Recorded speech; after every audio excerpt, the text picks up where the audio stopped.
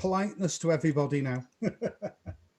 And we're going to put it live up on our Facebook. Oh, John's got a new background. Look at that. I know, it's nice. We like that. Suddenly in America. I like it, John. He's pretending he's not here. Oh, God. Just be a sec while I load it on Facebook, and then we will begin. Yeah. I hope you've been gargling to get your voice ready, Al, because when was the last time you sang anything? Gargling with red stripe. I sing every day, too. Yeah. Do you mean in public? It's been a long while. I mean, we've been in the recording studio recording, so I've sang in front of at least one other person. But oh my God, live in front of an audience, it's been way too long. Well, around a year, I think. Hopefully, this is the start, and once you've started, it'll carry on. So, anyone watching us on Facebook will now just about now get the screen. There we go. Hello, Facebook. Hello, Facebook. I think that's where a lot of people are watching it. Yeah, Peter, you could do that. Yeah, we probably should have put it up sooner. So, anyone on Facebook, hello, welcome. This is the Beyond Books Show. I'm Tony Higginson. We will introduce you to a few other people in a minute, but we're here tonight to celebrate the work of Only Child, and especially the main man, Alan. For those of you that don't know, Alan has been writing wonderful songs for nearly 10 years, Alan, because I had a look at the back of your first EP, and it was 2012 that came out. Yeah, it's the 10th anniversary of Only Child. I'm glad you said been writing wonderful songs for 10 years, because before that 10 years I was in other bands and they were shite. Yeah, well, and I was writing the songs, so I'm allowed to say. Yeah, you are indeed. But yeah, 10 years next year. We've got something special planned, and I just can't believe it's been 10 years. I mean, was I married? I don't think I was married. I don't think I had kids. I don't think I had a beard. Well, I don't think I had an ale gut. It's all a long time ago. Your journey of storytelling through your albums and songs is your life and what's happened to you, and what you've seen happening around you. You're a chronicler of the greater good and, to some extent, the greater bad of what goes on around Merseyside, really. Oh, John's come back to normal now. John's come back to normal there.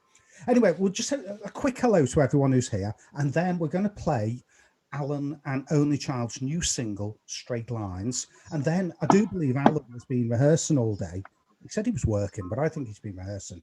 And you're going to play a couple of tunes, a couple of favourites for us, and maybe a cover or two. Are you going to take requests?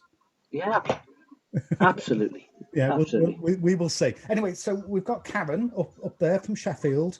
Is the weather improved over in Sheffield? Hi, Karen. Hello, yeah, it's been snowing this morning, but it's been lovely this afternoon. It was blamming cold though, wasn't it? Yeah. Aye. And we've got Andrew Hesford, who has also been a guest on this show and is currently working on a project called Earshots, the writing of Ian D. Hall. And it's all about the poetry, prose, and connections that Ian has with the local music and culture and art scene. And I believe, Andy, it's coming to completion, isn't it? The recording, it's getting there now, isn't it? Yes. What we did last week, I mean, I'll mention them up by name now. There's like 4 pillars in this. Myself, Tony, and Ian. He's the muse, of all of us really. And Mark Sebastian de Lacy, who's actually doing the mixing, recording, and mastering. And what we actually decided to do last week is Tony and I went to the studio. Tony recorded his piece in an indecently short space of time. And it actually sounds wonderful, doesn't it? Because Mark's done a fantastic. Yeah, he's just got to put Ian's mum's intro on and segue the 2 parts together, and then it's all good to go, isn't it? So and we've got another previous guest down there, Derek Shelmerdine from Access Northwest himself. Absolutely. Yeah. So Derek's here to check the pedigree of the songs, aren't you? Because Derek knows just about every song recorded, I think. Well, 1 or 2. I won't go quite as far as that. 1 or 2 million, yeah. And over there is a future guest lined up. When we gain access to the actual studio, which I don't know, Derek, has he said anything to you yet? when the actual studio opens? You No. you can go in there. Still waiting. But John, obviously, we would kindly like to invite you to be our first live in the studio guest when we get access to the studio, because you and I go way back to when I first started at HCR in Runcorn. You were my first guest then, if you remember. Yeah, it was touch and go when we got there, wasn't it? Oh yeah, well that was my sat nav or lack of, really. But this will be easy. I know where you live now, and I know where the studio is this time. Whereas I think with HCR, I don't think anyone knew where the studio was. I think Ian and Alan came over a few times and all, didn't you? Yeah. I've got fond memories of it. Yeah, it was well hidden though, wasn't it? Anyway, so without further ado, I think we should start. So, folks, if you can all just mute yourselves, I'm going to play Alan's and Only Child's new single. Obviously, we want you to get the full benefit of hearing it. So everyone can mute themselves. Then when we've played it, we'll have a quick chat, and then Alan is going to treat to whatever he wants to play first. He can have a little think. So let's have a listen to this absolutely stunning new single.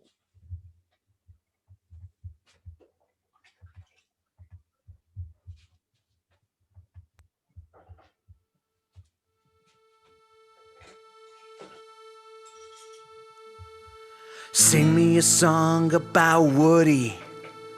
Sing me a song that's true. Sing me a song about Nina, Miss Simone to me and you. Sing me a song about a church burning down on 16th Street. Singing songs of freedom set Nina free. Sing me a song about Victor. Sing me a song about work.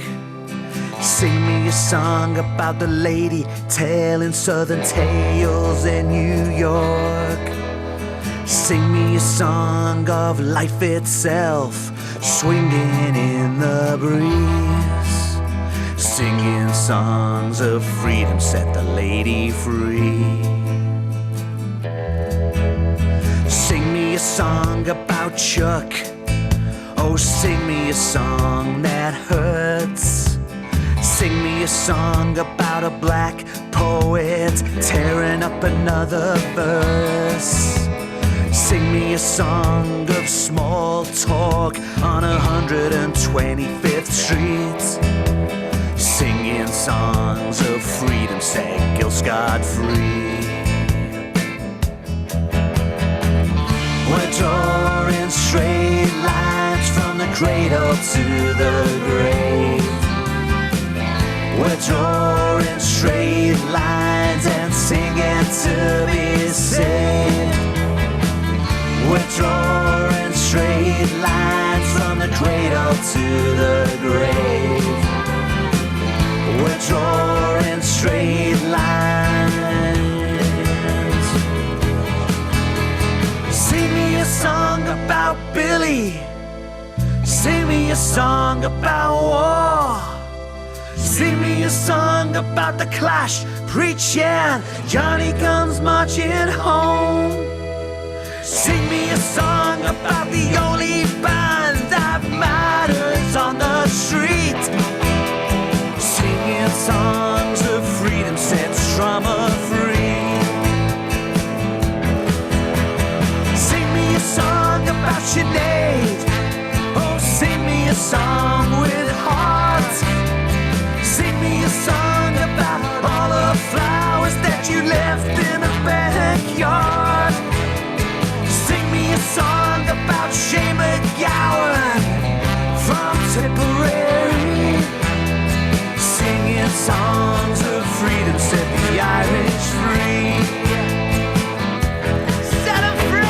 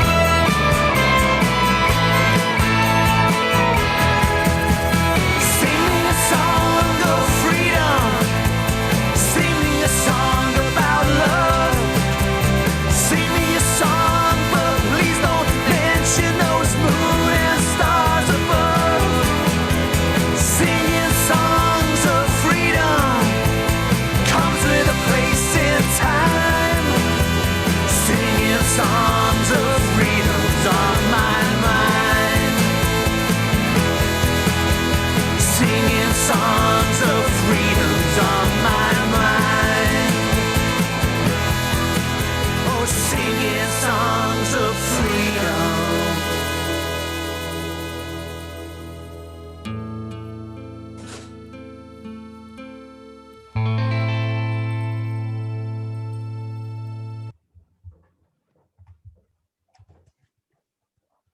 Oh, John's giving it marks there. John's giving it 8 out of 10.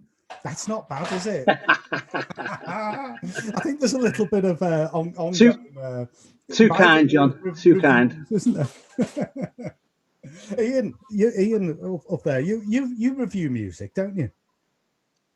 You review I would have music. put 10 out of 10, but I wasn't sure whether Ian's on mute there. Ian, you're on mute, mate.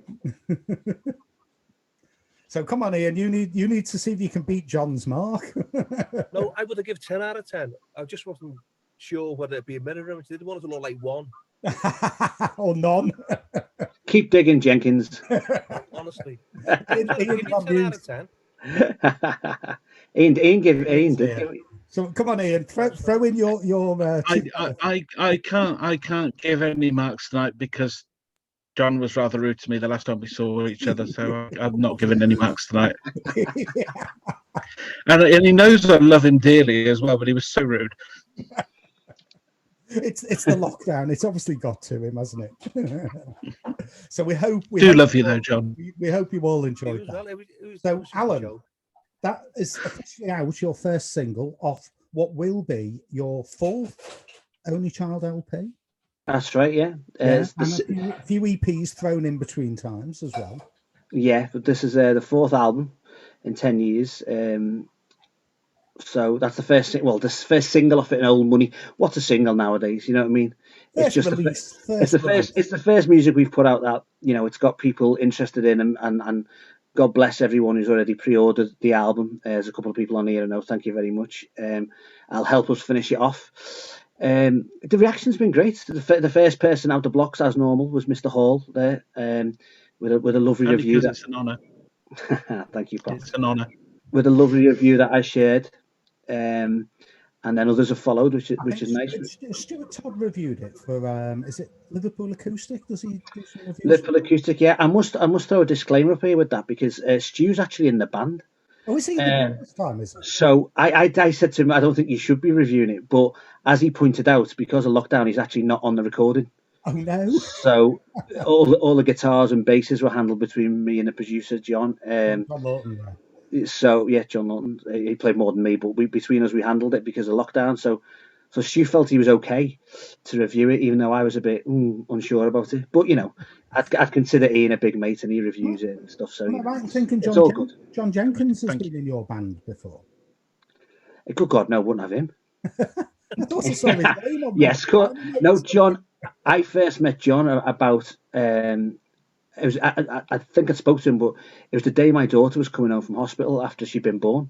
So it's 6.5 years ago, I think, and he was at a gig and we spoke briefly, I think, and we just realised that we had the same taste in everything, got on great, lovely fella. I didn't realise until a couple of weeks later how good a songwriter and musician he was, and then we just got close, and then there was an album that we brought out, I think, about 2016 called The Whale Found Its Way to the Shore.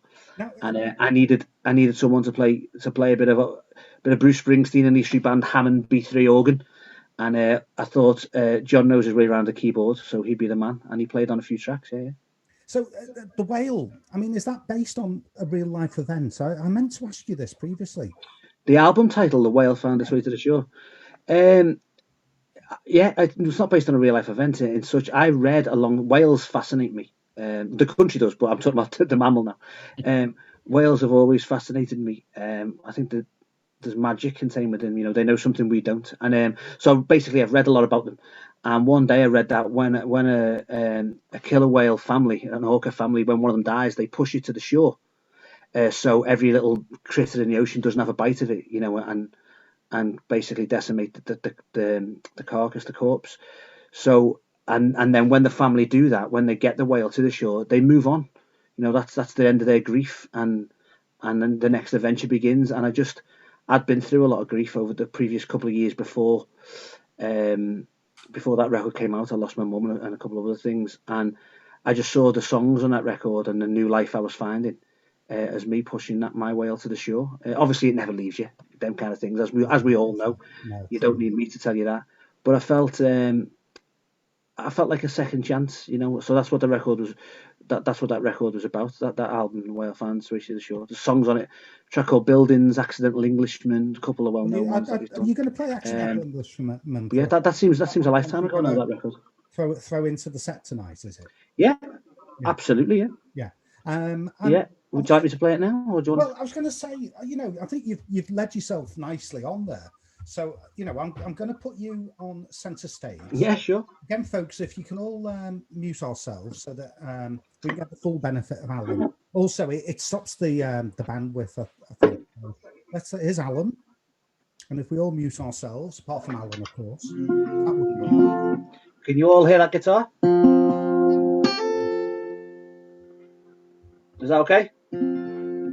So this is a song, Accidental Englishman. I always introduce it as a paean to immigration.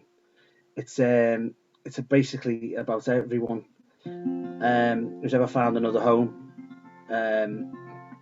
It's about second chances, I suppose, and it's about the mystery and the wonder that immigration can bring. So anyway, Accidental Englishman.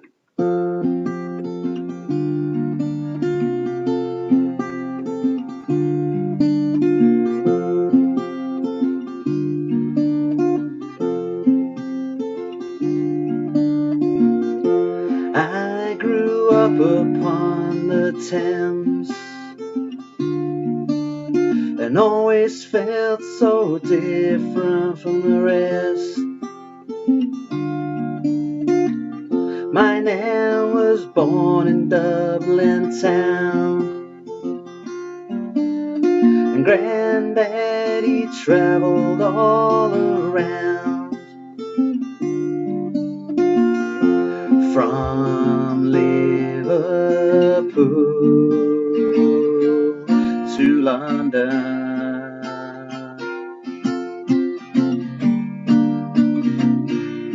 I'm an accidental Englishman.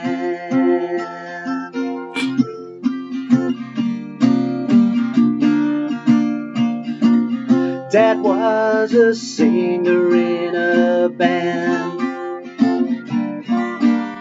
Mother, she took me by the hand. I always went my own way. Not even my firstborn son could make me stay. Oh no, from Liverpool to London.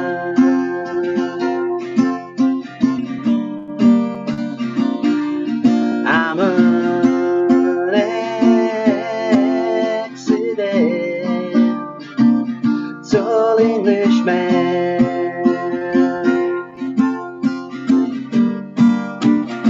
Woo! And I don't understand, and I don't know how you can live your life without leaving town. I don't understand, and I don't know how you can live your life without leaving your hometown. Yeah, yeah, yeah, yeah.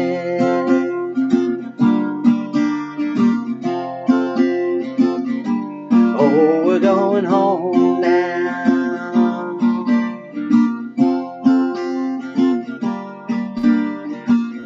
Cause growing up upon the Thames, it helped me to see what was coming next.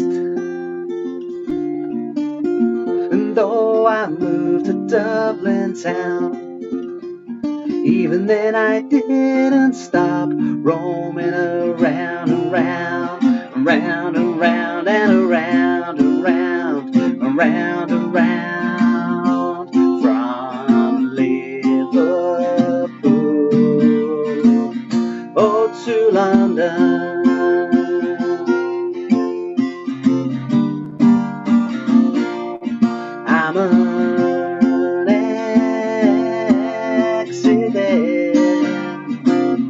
Tall Englishman. Come off mute and sing along if you know it. From Liverpool to London,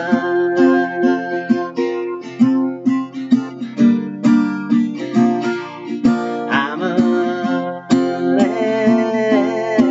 accident. Tall Englishman, we're going home now. Take me home now.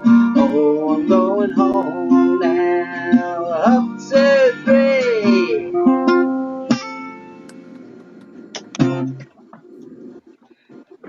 We've got a few more people joining the room, which is nice. So hopefully, Thank you. we've got Mick Corrie, who's now got himself the right way around. He was Hey up, Mick. a minute ago. And Brian, Hello, mate. How are you? So we're all good. From that's from the Whale album, isn't it? So that was about 4 years ago, is it? 2016. So yeah, 2016, 4 or 5 years ago. Yeah. So I mean, since then, I mean, you've released Emotional Geography, which came out just before lockdown, really, didn't it? Luckily, and then you did the Live Strings album from Thornton Huff and the Sound EP. So you've had a busy spell in the last year or so. Yeah, I tried to keep busy. You're only as good as the last song you wrote and the last record you put out, I think, and the last gig you did. So yeah, we did. As I said, there's been 4 albums, and in between, there's been a few little things. We've done a couple of EPs that are themed, kind of songs that I've written that came. There's one called The Only Child EP, which is the first one, which kind of centered on grief, and then there was an EP called Working Class, which was 4 or 5 protest songs, if you want to put a label on it. And then we do a gig every year with a string quartet, because the fiddle, the violin plays a massive part in the band. So we do a gig every year with the string quartet, and I've just enjoyed that so much and got so much fun from it. And we've had so many good shows when we've done that each year that I wanted to document it. So we recorded it over in Thornton Huff Village Club a couple of years ago, and then my mate John in the band, John Lawton, who runs Crosstown, he produced it and recorded it live, and we got it out as a live with strings album, which is probably my favourite thing we've done, because it's I'm never satisfied with them, because there's songs when they're in your head, and then when you go to record them, they always change, and through no fault of anyone's, or maybe the song isn't good enough, it never comes out exactly like I think it would. So the Live with Strings album is my favourite, because we managed to record what was happening in the room, so happy with that one. Yeah. We're going to play a track from that later, but I think while we've got a few more people joining in, it would be nice if you'd treat us to another live acoustic. So, whether or not sure. One of the other ones you lined up, or be brave and do a cover, or brave and whatever takes your fancy, really. Yeah, seeing as we've been talking about a new album, a few more people joined, I'm gonna play us all a brand new song that no one will have heard, if you don't mind, if you'll indulge me. It sounds good. So, those who about is this a finished song that's ready for the album, or one you? Yeah. We've as I say, thank you to everyone who's pre-ordered the album already. We're nearly there with it. It's not far away from being finished. This is a song that started being recorded. It needs a few more bits on it. Maybe you can all help me out. I hear this song as having a brass section on it, but not horn. Like we've had horns in the past with Only Child, where I Love Dexys and the Waterboys and Van Morrison. So we've had horns in that way. This I hear a bit different. This I've got in my head some kind of like colliery band, if you know what I mean. So I'd be interested in your opinions, because there's lots of knowledgeable music people on here. See what you think. Like Mother Nature's son. What was that, John? I mean, like Mother Nature's son. A little bit, yeah. For colliery band. That kind of vibe, yeah. I was thinking, yeah.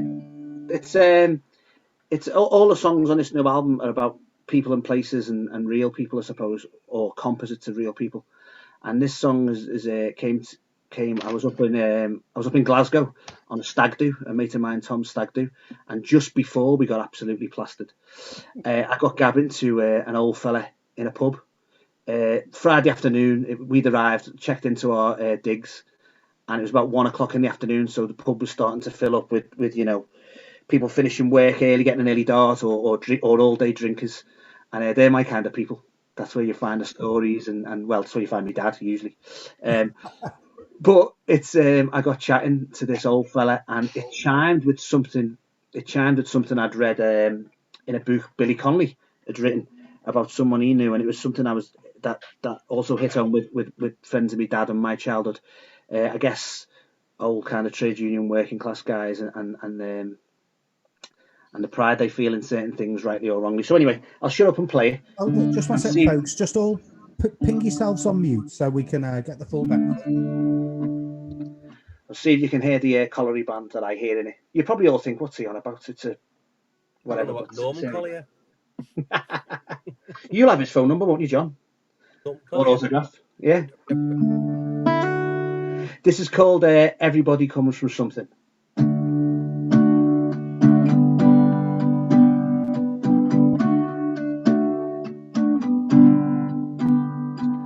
Billy was a drinker from Glasgow way. He went to work each morning and the pub every day. And as he got older, what stayed with him was when people say you come from nothing. I don't come from nothing. Everybody comes from something. Worked half his life building ships on the Clyde, in the dirt and the dark where his grandfathers died.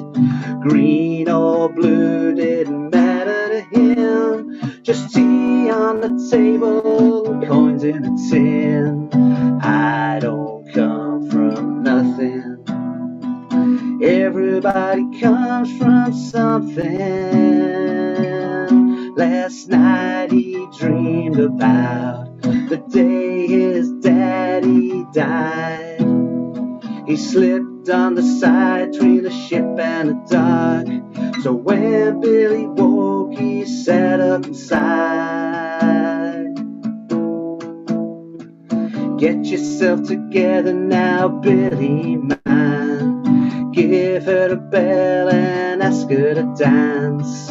Down to the barrows for a gin and a jive. It ain't no sin to be glad you're alive.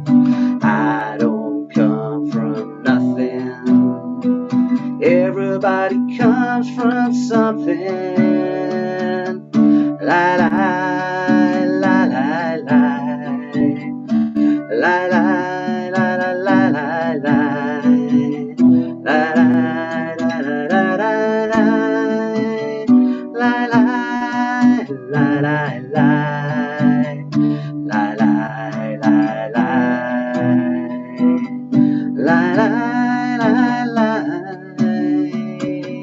Last night he dreamed about the day he's gonna die.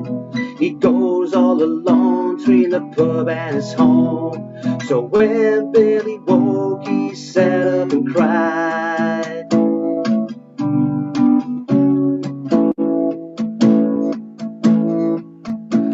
And now he laughs at everyone wearing Harris tweed, drinking pints and chasers in the Surrey heat. He shifts in his seat and looks to the sky. When asked if you're from round here, he said, Christ, I don't come from nothing. Everybody comes from something. I don't come from nothing now. Everybody comes from something. Oh, I don't come from nothing. Everybody comes from something. Something like that. That was superb, mate. That's a cracking. Brilliant. It's a strange sensation seeing everyone clapping, not being able to hear the applause. Oh, I know. It's like the last year in reverse lockdown. I wasn't on mute quick enough, did you? But that was lovely. Ian, I was going to join in then. Ian was making notes there. I am. I'm sending one to Alan now. Oh, right. Oh, superb. I like your little reference to the Scottish football hidden in the middle there as well. The which one? the green and the blue, the Scottish football without. Oh yeah, the green and blue, and the Sally Heed was a pub in Glasgow. The Saracen's Head in Sachi Hall Street. That's the one, Andrew. Yep, been there, avoided it. And the Bruce went in and met Billy. Yeah.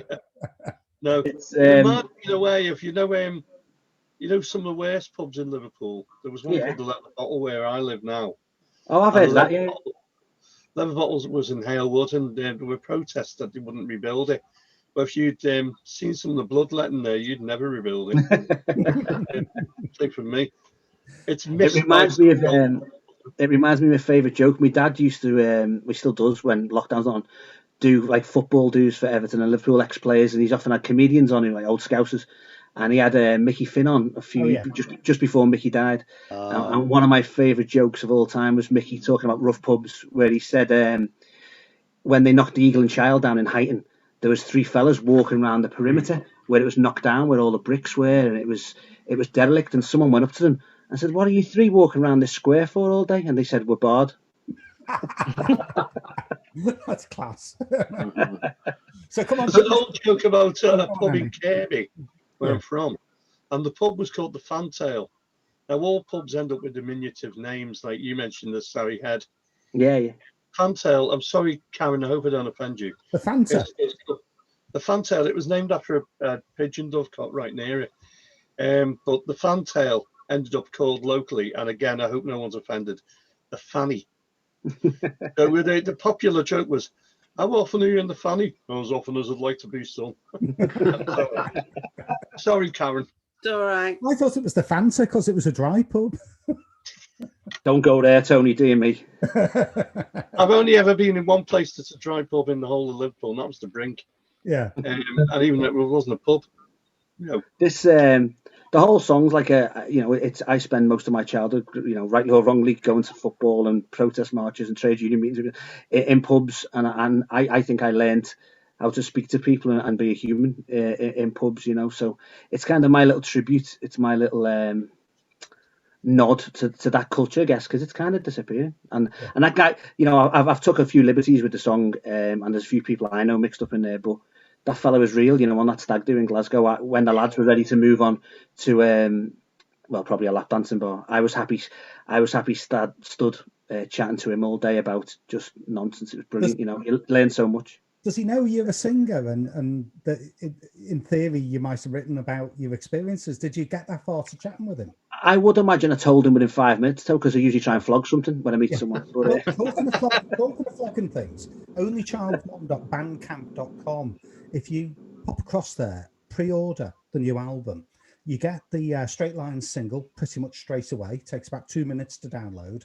And track 2's due out in about a month, is it? Is that the I am in the studio on Thursday and Friday this week, putting the finishing touches in, so it'll be out in, I think it's May. Yeah.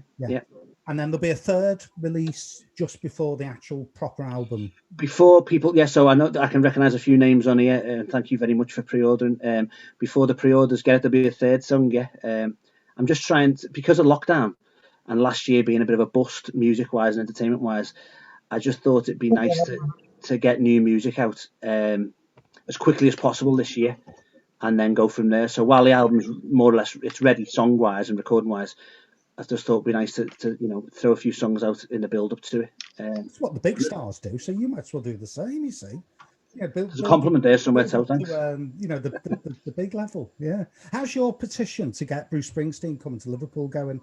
Because I know Little Stephen, you were tweeting to Little Stephen, weren't you? Well, yeah, it's I run a website, or I did do. Called, my day job is I'm a journalist, a writer, and I run a website. I did run a website called Liverpool, etc. And years ago, I love Bruce Springsteen. Before we go any further, I followed Bruce around Europe for 20 years. But years ago, I did a story. Why Bruce Springsteen has never played Liverpool. John Jenkins will have a comment on that in a sec to tell you something about once it being announced. But because one of my other day jobs is social media, I'm good at tagging people in, and the story managed to get legs, and it got onto Radio 2, and a few, not Bruce himself, but a few of his band who were on Twitter all joined in, and a couple of them were like, I think we've played Liverpool. So we put them straight. And then it got a bit of a life of its own, and then a mate of mine went over to Broadway to see Bruce in New York at his Broadway You wish you'd show. gone to that, don't you? We'll talk about that later. I'm still upset over it. Still rankers. And he managed to meet Bruce for a minute, and he just said to him, you've got to. Why have you never been to Liverpool? And he said to him, we'll get there, my friend. Don't worry. So. It's epic, won't it? If it happens, I'll be very disappointed if I'm not on the guest list after all this. Yeah, well, I think you need to keep tweeting to little Stephen and some of the other guys, don't you? Yeah. So one of the most fascinating things, though, Tony. Have you ever heard the urban myth? Apparently real. When Bruce went to London in 1985, and he wanted to sample some of the nightlife, and one of the things that was ongoing at the time was fast turning into karaoke. Was the idea of having lookalikes, and they'd have lookalike competitions in the bars. And he went into one bar and he said, "Hey, we're doing lookalikes tonight. Do you fancy getting on?" "Yeah." "Well, tonight we're doing Bruce Springsteen." "Oh, really?" he says. Anyway, he entered and came fourth. It's not bad, is it? I mean, you couldn't make that up. Listen, I spent 2 weeks in Spain as Brad Pitt, and that is a true story. You're all laughing, but it's a true story. Everywhere like I said to you, everyone thinks I'm Ed Sheeran's dad. People thought I was Brad Pitt, and people would from my hotel would go, Brad Pitt, and waving to me. Everyone else in the resort was staring, going, "Where's Brad Pitt?" And I'm there waving. All these people are thinking, "It's not Brad Pitt, is it?" It was a few years ago, and I had more hair. That's all I'm saying. But it's totally true story. I did the karaoke the first night at the bar, you see. And for some reason, the fella running the karaoke thought, for some reason, I looked vaguely like Brad Pitt, so kept introducing me as, and next we've got Brad Pitt, and that was it. So anyone who saw me on stage thought, we'll have a laugh with this, because if we see him out and about shopping, we'll just call Brad Pitt out. Tony, with all the drinks spiked or something. It could be. Yeah, it could be. Hey, well, Tony, being a few people, in fact, only a few who've been mistaken for Tom Jones. Ask me if it's rare. Don't ask me. Is it rare? Is it rare? No, it's not unusual. Not unusual. So, Alan, with two choices, we can either play a tune for one of your albums, if that would suit, or if you want to, you can go straight into another live track, whichever. I've got the guitar next to me. I may as well play another song if everyone. Play another one, and then okay. As long as you can all hear, okay. Yeah, well, we'll put you spotlight for this, and if can you give me 15 seconds to get a beer? Yeah, go on then. Get me one, please, John. Yeah, you said you were going to have a beer at 8 o'clock. I heard you. Have you got one? I've already had one. I'm one in. Good lad. And I noticed Mick was quietly sipping away down there. Good lad. He's on his doing my best. He's on Mick's pint will last about 6 weeks. Don't worry, be all right. Oh no. So we're going to have another song which Alan's going to tell us now, and then we're going to play one of my favourites of Alan's and Only Child's, Scouse, which I think is now got to be the song you end every gig with. I think, really. If it becomes the trademark song, I'll be quite happy. Yeah. I think it's well on its way. It's an utterly beautiful, fantastic song. Oh, thank you, mate. I appreciate it. A love note to Liverpool and Merseyside, really. So I think, yeah, it's a love note to immigration, and the fact that Liverpool wouldn't be Liverpool and wouldn't have a Scouse accent without immigration. You know, that's what the song's about. We'll talk about that, and you'll hear all that in a second. I'll play. Since we've been talking about, it's the first time I've played to people in about a year. Well, apart from me long-suffering wife and daughter, because of the lockdown. So thinking about that, I'll play one from my mate Peter, who's called Mark Hunter on here tonight for some reason. Hey, it turns out to build the mouse into the computer. Isn't that amazing?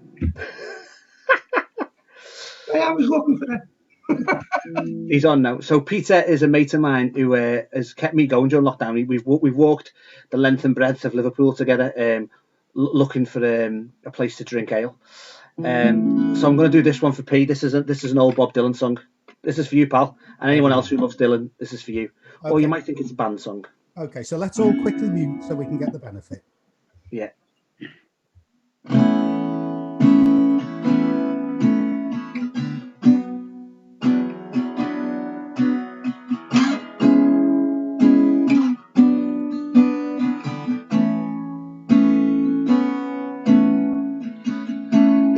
say everything can be replaced.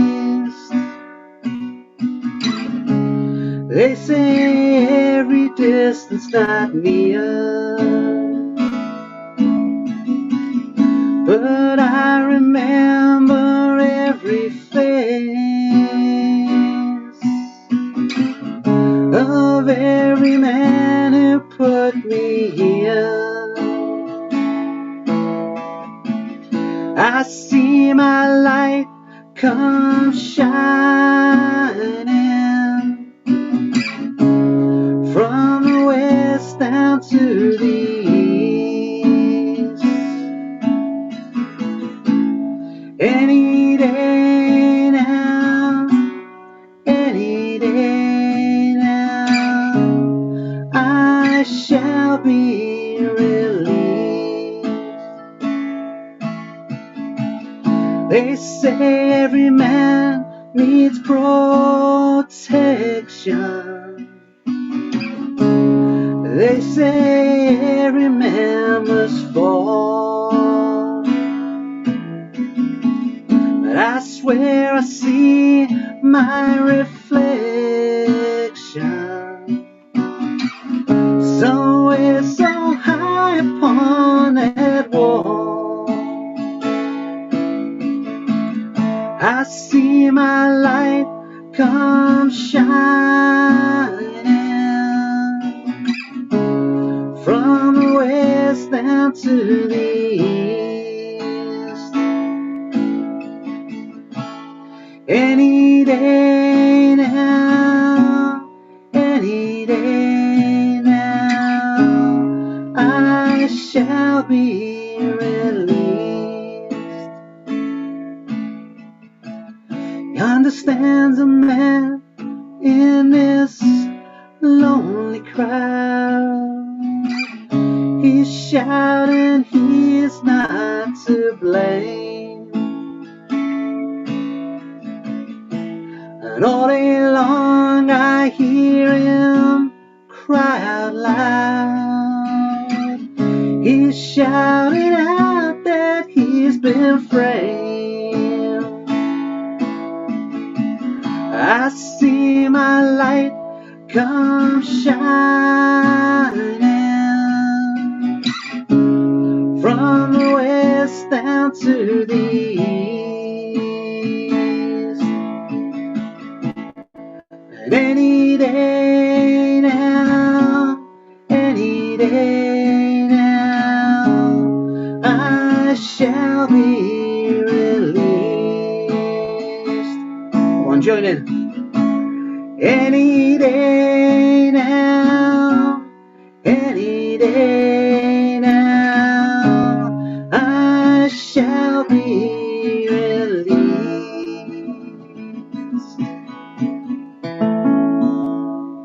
Happy birthday, Bob Dylan, 80 next month. Oh, yes, it is, Absolutely. isn't it? Yeah. In fact, you've It is. talked about him on one of your albums, haven't you?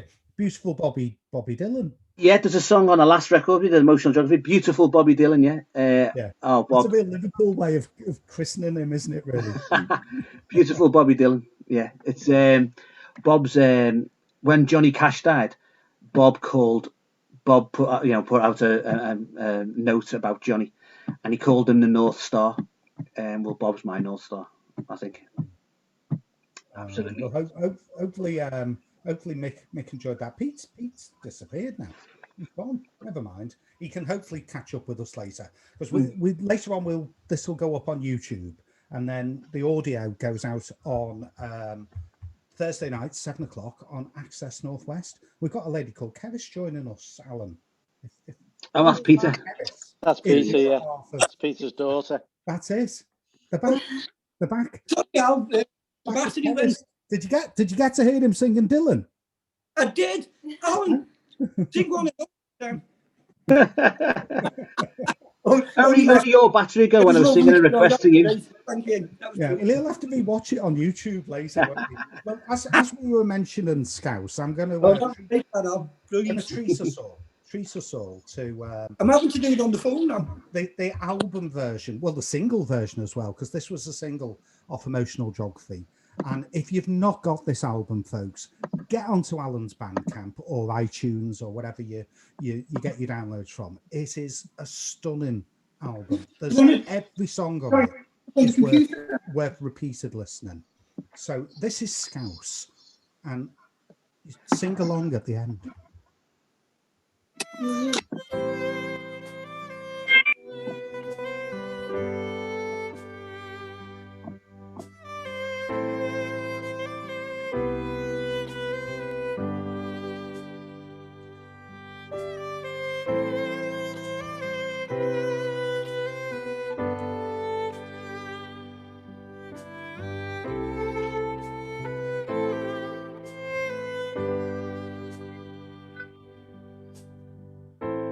Here we came by the river.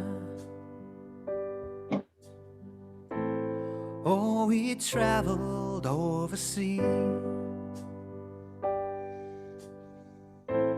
Brought with us a civilization and settled down by the Mersey. Where are we all gonna work? Where are we gonna go? A refugee camp in the city. Refugees down Scotland Road. Oh, I speak Scouse. Whoa, I speak Scouse. Whoa, I speak Scouse.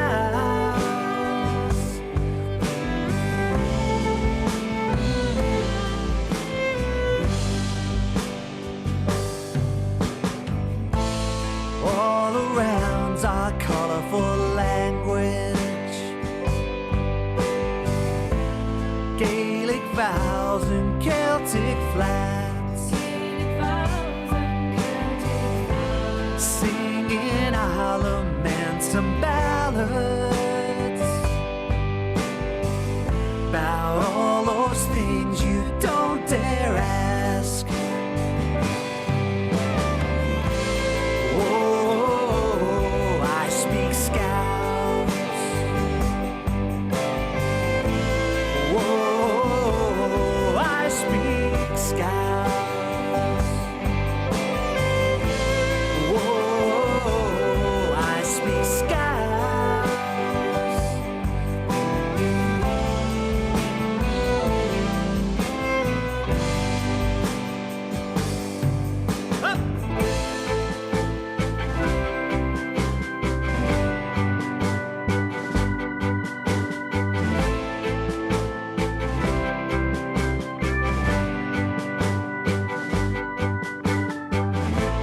We don't want a bowl of soup. No, we don't want a place to hide. Just want a place to call our own and build a home on Merseyside. Whoa, I speak Scouse. Whoa, I speak Scouse. Whoa, I speak Scouse. Whoa.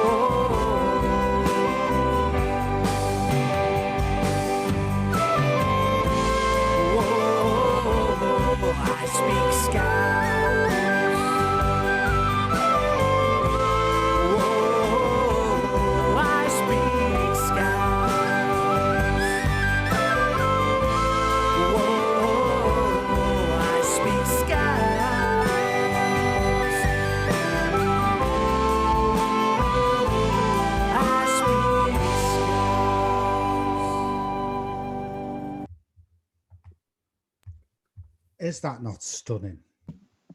I mean, Thank you you, Tony.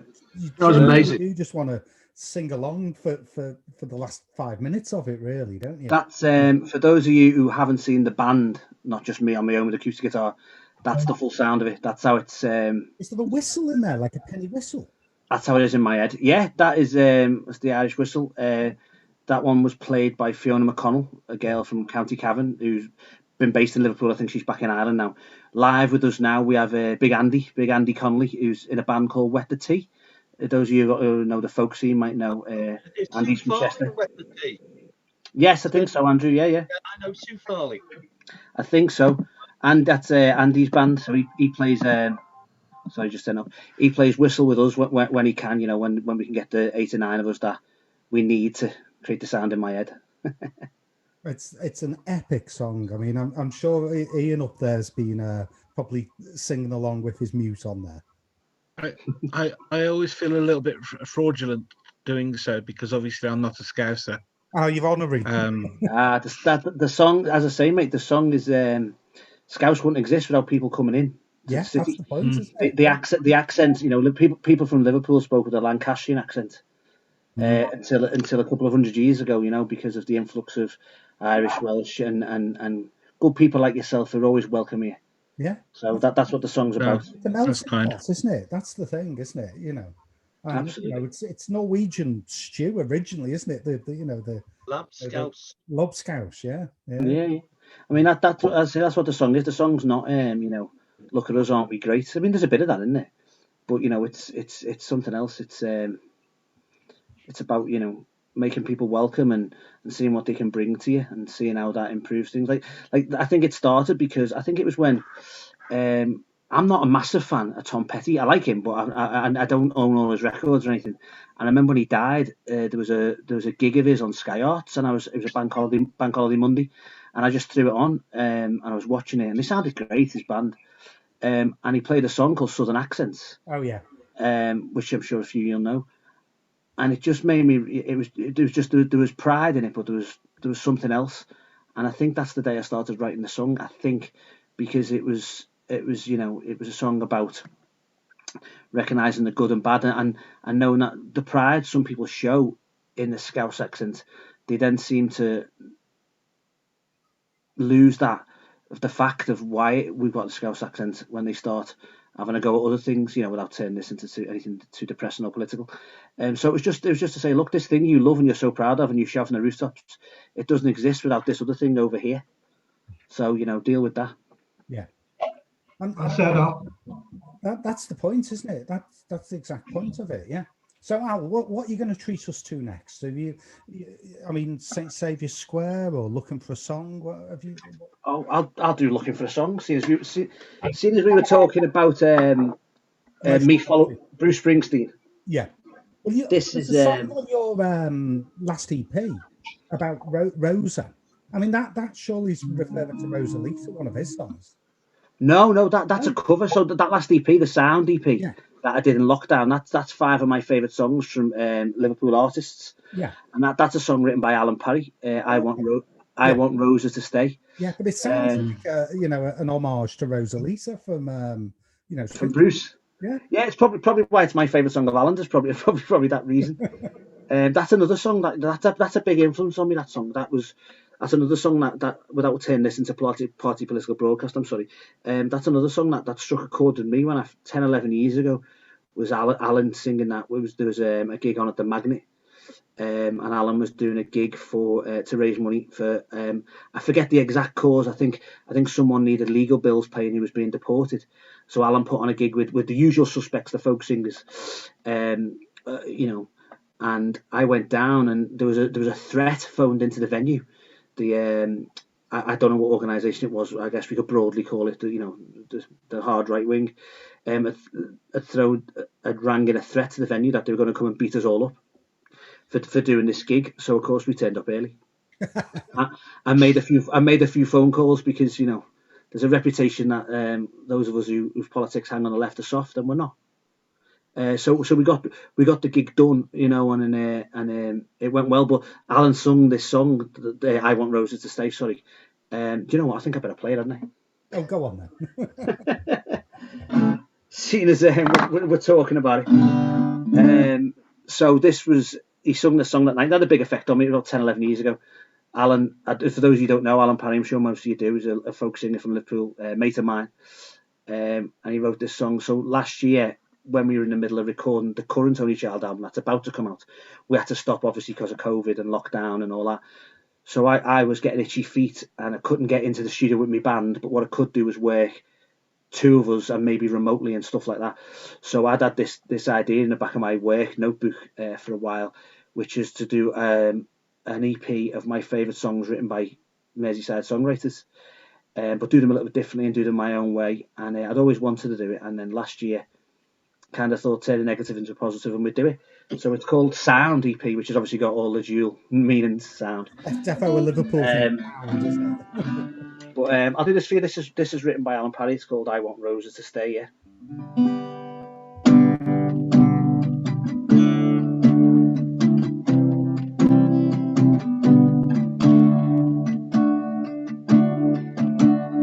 Hello, Rosalita, well, I know your name. I've learned to pronounce it again and again. For I got to know you and I know you well. And I don't believe all the tales that they tell. No, I don't believe Rosalita's a threat, or that she's a strain on the national debt. For Rosa has spirit and courage galore to brave every ocean and land on the shore. And I want Rosa to stay. I want Rosa to stay. I want Rosa to stay, not just for today or tomorrow, but forever. I read the headlines and papers I bought, the panic that passes as rational thoughts, written by peddlers of falsehood and fear, who say it's a problem that Rosa is here, and they want to make her the next deportee, saying she takes resources intended for me, while rich men in mansions say that's why we're poor. But I don't remember being wealthy before, and I want Rosa to stay. Oh, I want Rosa to stay. I want Rosa to stay, not just for today or tomorrow, but forever. I want Rosa to stay. Oh, I want Rosa to stay. I want Rosa to stay, not just for today or tomorrow, but forever.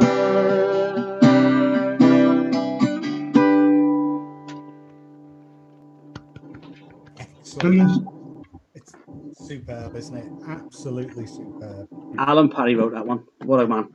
Well, it's nice to respect someone else's work and do your own version of it as well.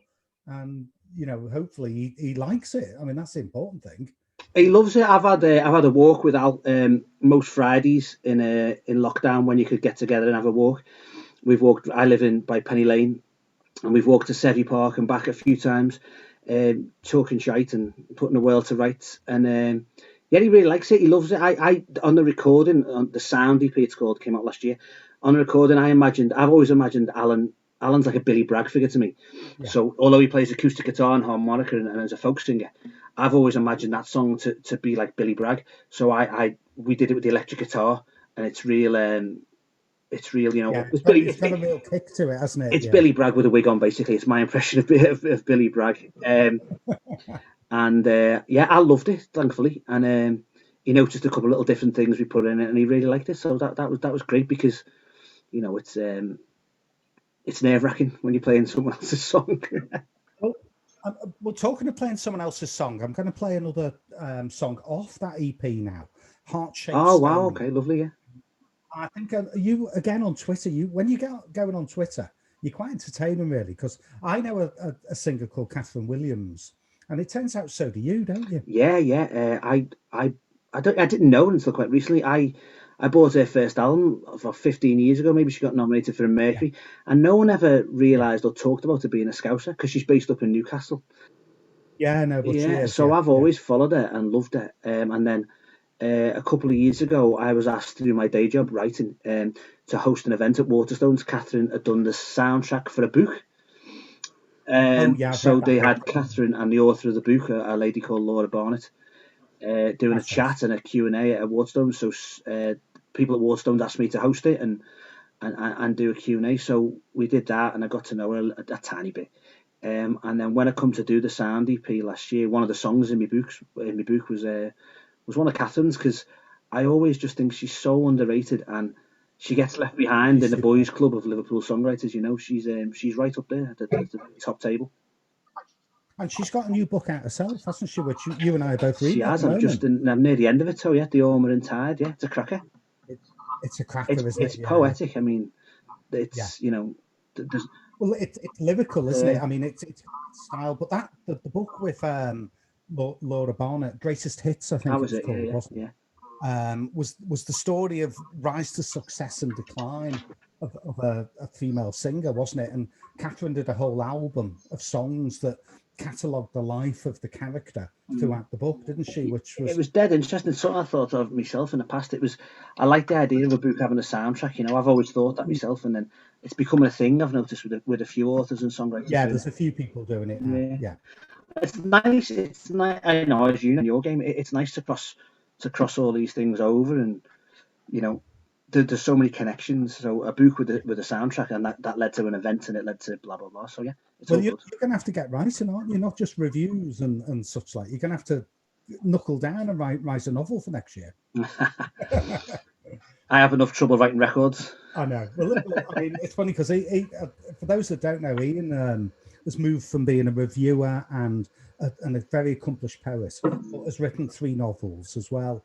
He's written 2 detective novels based on Malta, which I don't think anyone else has done certainly for a while. And Ghost Apples came out in, was it October, Halloween time, Ian? Yeah. And that's going remarkably well. I think lockdown's done you and the book a bit of a favour, because people have been ordering it from across the globe, even, haven't they? Yeah, and I know it's been read in Malta and America and Canada. So yeah, it's the old Tony Hancock joke though, isn't it? Read all over the world, but not in Liverpool. No, I don't mean that. There's time for Liverpool. But no, it is going well, and of course you got the. Sorry, what? There's time for Liverpool to catch up. There is, yeah. Well, as long as people read the poetry books in Liverpool, that's cool. Yeah, we certainly do. Yeah. So shall we have a listen to Heart-Shaped Stone?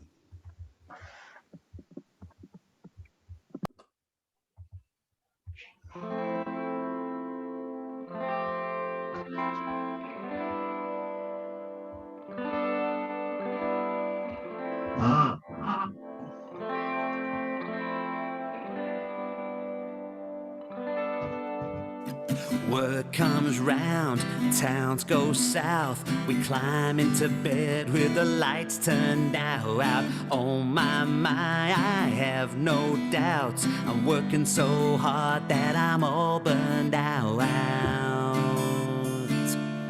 For all the times you're on your own, looking on a beach for a heart-shaped stone.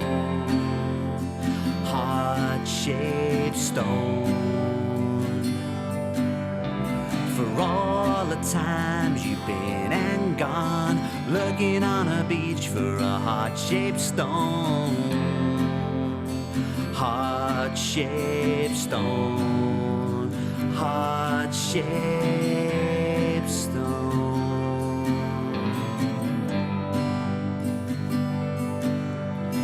Eyes flash what we're thinking. The distance in is now so sick of sinking. Outside world, it mirrors my heart. Cold-lighted rain has torn the sky apart. For all the times you're on your own, looking on a beach for a heart-shaped stone. Heart-shaped stone. times you've been and gone, looking on a beach for a heart-shaped stone. Heart-shaped stone. Heart-shaped stone.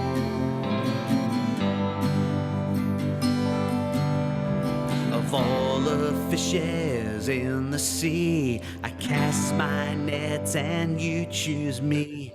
All around the tide is low, we ebb and flow.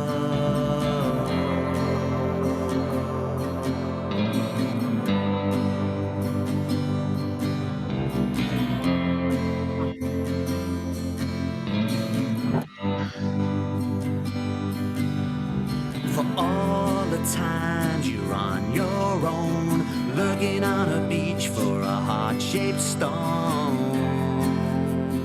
Heart-shaped stone. For all the times you've been and gone, looking on a beach for a heart-shaped stone. Heart-shaped stone. Heart-shaped stone. Heart-shaped stone. Heart-shaped.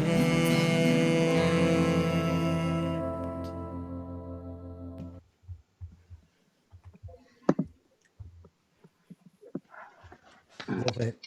I like that. Isn't it? What a song! I'm allowed to say that. I didn't write it. It's fab, isn't it? Yeah. No, I mean she's she's a phenomenal singer.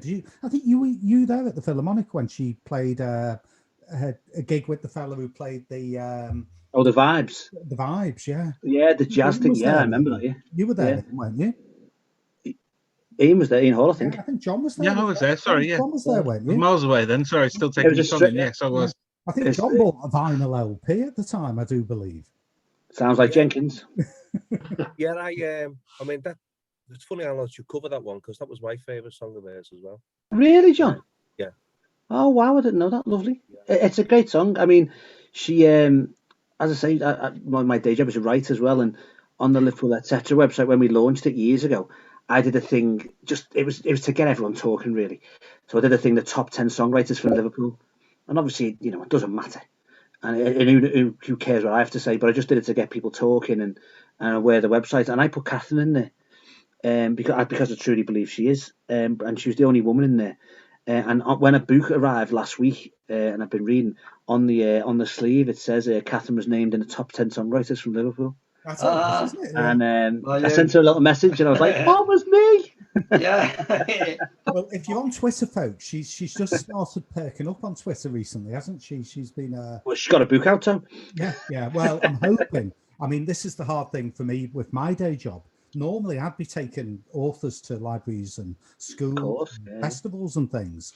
And you can do it on Zoom, but a reading is okay on Zoom. I mean, I think Ian's read some of his poetry other weeks, and Brian's read some poetry some weeks.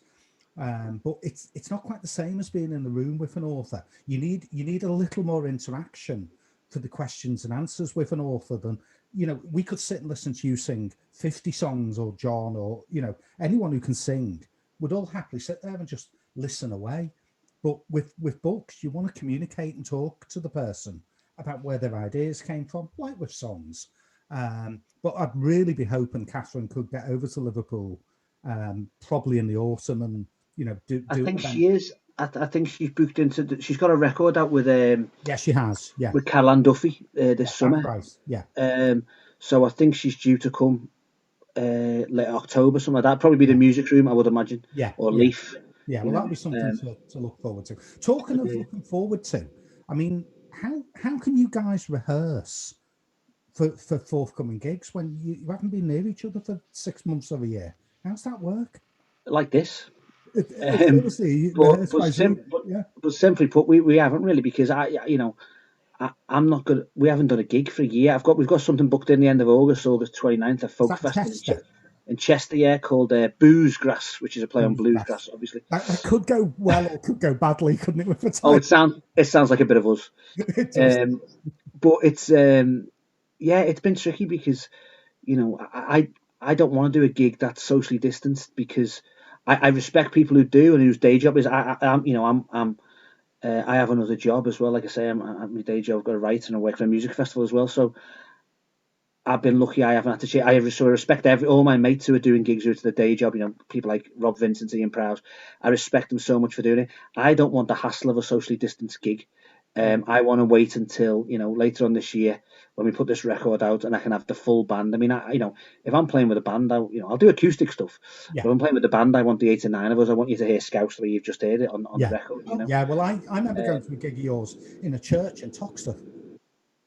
Oh, wow. Huge big church in Toxteth. And you had John Morton played the EBOW near the end, probably on the... Oh, yeah. That would have been at St. Bride's, would it? Yeah, it could have been. Yeah, we did a gig, like I was saying, but it was a great gig. It was freezing, wasn't it? It was it was sellout. It was part of that thing we did So as I was saying to people before, we do a gig once a year with the string quartet. Last year was the first time we didn't, obviously, but we did it one year in St. Bride's. Yeah. My only worry that was with our crowd is that it was bring your own ale. It was, wasn't it? Yeah. So we were a bit worried about, you know, what they'd all turn up with, but the that was good. Me had a big bottle of cider and a big bottle of gin, and I think she got through both of them. Yeah, I think she's on the live recording of it as well. Yeah.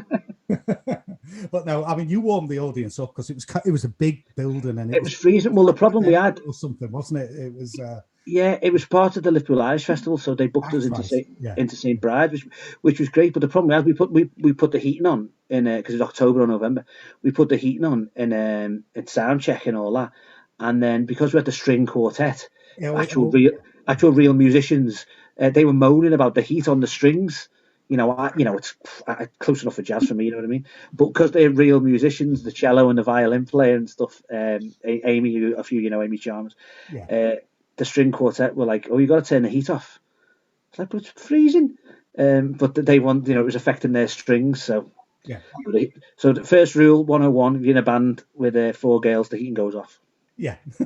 Now, talking of acoustic, we are hoping we're waiting for confirmation, but you've been penciled in to play a little acoustic set up in Formby at the end of May, haven't you? Yeah. The village is trying to do a bit of wake up, come back in, and you know, enjoy culture in the village. So Sunday, 30th of May, we should be getting details off the Imagine Formby crowd any day, and hopefully, you know, because like I say, acoustic gigs I'm really happy to do, and you know, could even do it with Amy, you know, plays violin for me. Because it's nicer with the fiddle. You get to, you know, I write songs with riffs in. It's nice to hear the riffs. So I'm happy. I'm really happy to do acoustic gigs. Bring it on, yeah. You know, now everyone can you know, sit distanced or safe, or the tables in the whatever the rule might be. Yeah. I'm totally happy to do that. I can't wait. I'm desperate, Tony, to play a gig. Well, I mean, they're just the longest in my life. Touchwood. Today, 2:00, Radio Formby went live. At the moment, it's online and digital. DAB comes in a month's time. And then they'll be doing live shows, and hopefully they'll be keen to get poets, authors, singers, songwriters on, and you know, do a weekly culture show up in Formby as well. I think it's above the hairdressers at the moment, where they've got the radio station. Sorry. Yeah. It's above one of the hairdressers. The guys. I thought you meant the venue then. I think is no. The gig will be outdoors on a proper made up stage. I could do with the hairdressers. Yeah, I think I did mine myself yesterday. It didn't cost anything. Just a few laughs from people spotting the bits I didn't do very well. or the ever growing bald bit on the top. I had a polish. Yeah, Pete's had a very close shave there. Yeah, I had a polish. Perfect, even. Once you've got less, you don't mind, do you? You think, who cares? You know. I've decided I'm not getting. I'm 41, and I said to my wife, I'm not getting my haircut again now. And what does she say? Just in case. I didn't listen. I couldn't hear for the hair over my ears. Yeah, you see, Ian and Derek have been cultivating for the last year. Derek could do me. That'll do me. I'm happy with that. I would love to grow my hair long. It just never happened. I don't want to sound a bit wrong here, but I look like Boris Johnson if I let my hair go. This is not as long as it was. This That's is nowhere longer. near as long as it was for 10 years. No, I know. I remember you with a ponytail down your back. You had a sort Yeah. of... This is relatively short. Ian, you've got to look at Paddy McAloon from Prefab Sprout at the minute. Yeah. That's how he looks these days. He's got the big white beard and the hair. Yeah. I don't know if you've seen him recently. I was going for Karl Marx, as I said to John the other week. I'm going for Karl Marx. But Well, there's okay, Karl I'll Marx take who that can as well. sing. There you go. Get out here, Mark. Well, you know, his greatest his package went down the storm apparently. Anyway, come on, Alan, pick up your guitar again. Well, you're going to have to treat us to something else. What was I was going to play something before we start talking about Alan Parry. I was looking for a song. Looking for song is if you want, yeah. This was we were talking about Springsteen before. This is a song. This was the first single in Old Money, if you like, off our last record, Emotional Geography, which came out 2019. This is every time Bruce Springsteen goes on tour, me and my mates, a couple of my mates, kind of follow him around Europe. We try and get to two or three gigs or more. We've seen him in Paris and Barcelona and wherever, and you'll hear where in this song. And it's but it's not really a song about Bruce. I thought it was just, you know, me and my mates watching Bruce, but it's not. It's about all of us who look for something, whether it's a book or a song or a painting or, you know, a movement on someone's shoulder. It's just that thing you're looking for. For me, it's a song. So looking for the song.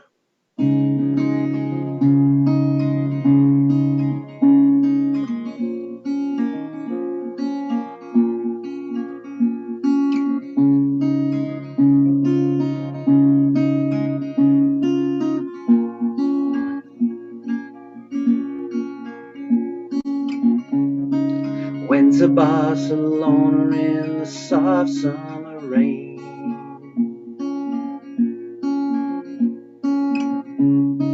Walked the streets of Paris time and again.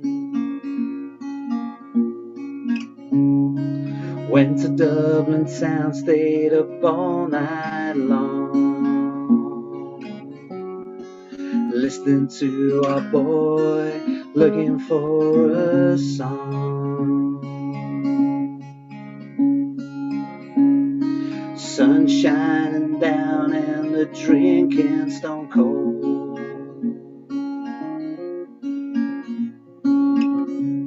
Those rays are flowing through, but they can't get to your soul. When the black dog barks, tells you it's wrong. We're listening to our boy, looking for a song. Remember that night we sat on the floor, €1 for a beer and a late night downpour. We sat with your mom and we laughed all night long.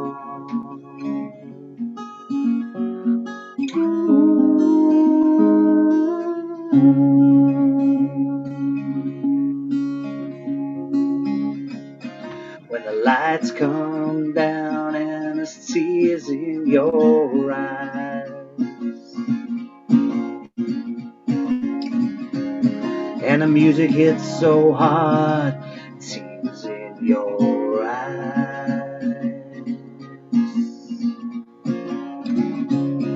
When the salt disappears, falls to your tongue, we're listening to our boy, looking for a song. I went to Barcelona in the soft summer rain, and we walked the streets of Paris time and again.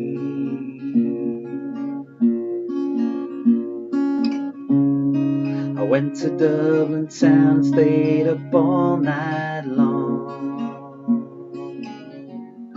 listening to our boy, looking for a song.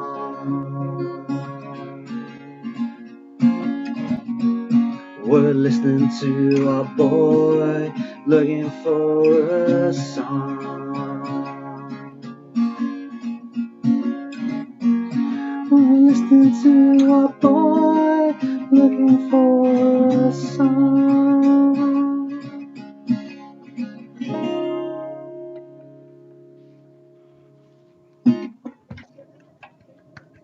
Lovely. Cool. Thank you. I mean, one thing about your writing anyway is you pour so much emotion into what you write about. I mean, have you always been a caring person? I mean, that seems to be the thing that comes across, is that, you know, everything you write about, you care about, whether it's where you've been or the people you connect to. I mean, there's a song on one of your albums that you mentioned your daughter being born. I think Plover. Is it bye Plover? Oh, bye Plover, yeah. And that you must have written that when you were getting married, and then when your daughter's born, you know. And it's I do. You know, thank you for that, Toe. Yeah, I didn't used to until I started writing songs. I am, you know, music's everything to me. I measure my life by what album and song I was listening to at the time. So whatever memory I've got, whether it's a birthday, a death, a marriage, well, one marriage, I have an album and a song that I was listening to, and that's what I try to do with mine. As I've got older, and I say music's my life, it's my day job, and it's my songwriting as well, and that I'm not interested in songs that don't mean something to the singer. I'm not saying you can't have fun, and I'm not saying everything has to be deadly serious. I've got them kind of songs myself, but unless the singer means it, I couldn't care less. I just haven't got time for it. And that doesn't mean that you've got to be shouting and bile and spitting or singing about politics or getting dumped or whatever. It just means if you can make me care about the colour blue or green or whatever it might be that day, and that's what I try to do. It's connection, isn't it? That's surely that's what all art and all artists are looking for, a connection. I think so. Just before we get you to sing another song, Brian, who's one of our regular panelists down there. Hi, Brian. Are you awake in the middle there, Brian? I am.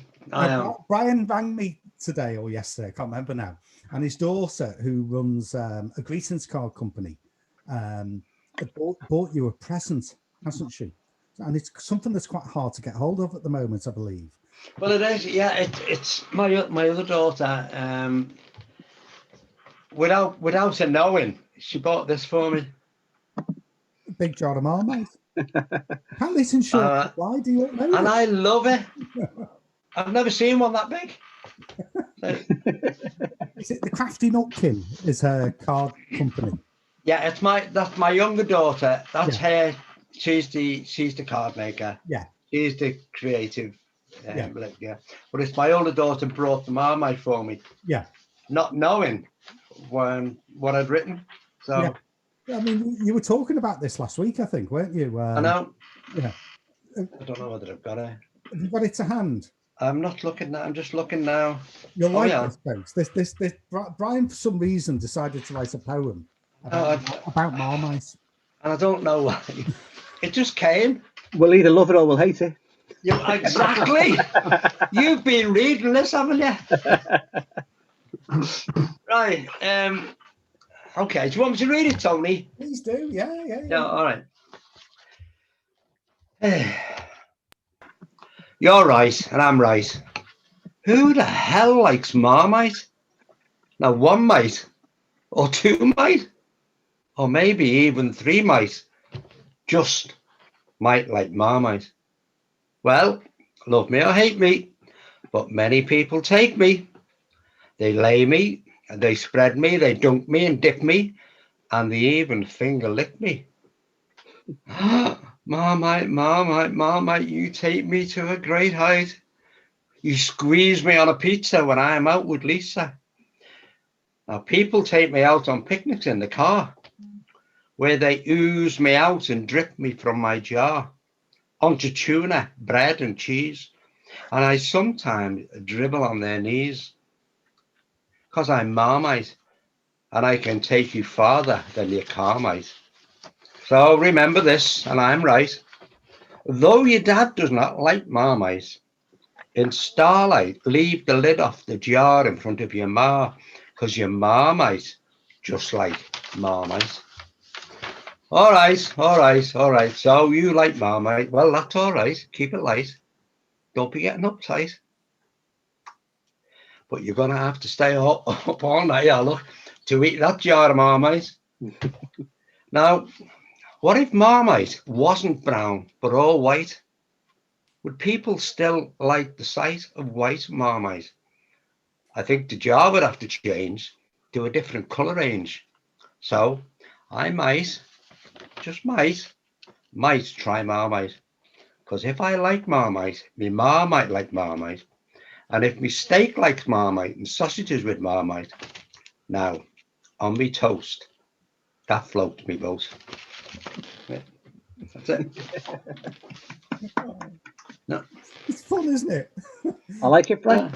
I'll do that. Oh, thank you. Yeah, whatever the muse takes you, you can do something. It's funny, do you remember our kid? Do you remember our kid? Yeah. The band played on their songs. Yeah, well, Terry Bacino was my best mate, for years, and I used to get up with him, and he used to play jazz, swing, or blues, or all kinds of country music. And he said to me one night, "Oh, write a song." So I didn't know what to write, and I said, "What shall I write?" And he said, "Potatoes." So I just wrote something very loose about potatoes, And then he used to get up and sing it, and the people used to love it. So we call it the potato song. We've got a friend who wrote a sausage song, haven't we? Oh, Barry, yeah, absolutely. Yeah. But that'll be on his headstone, won't it, really? Absolutely. The man who wrote the sausage song. Forget anything else he wrote.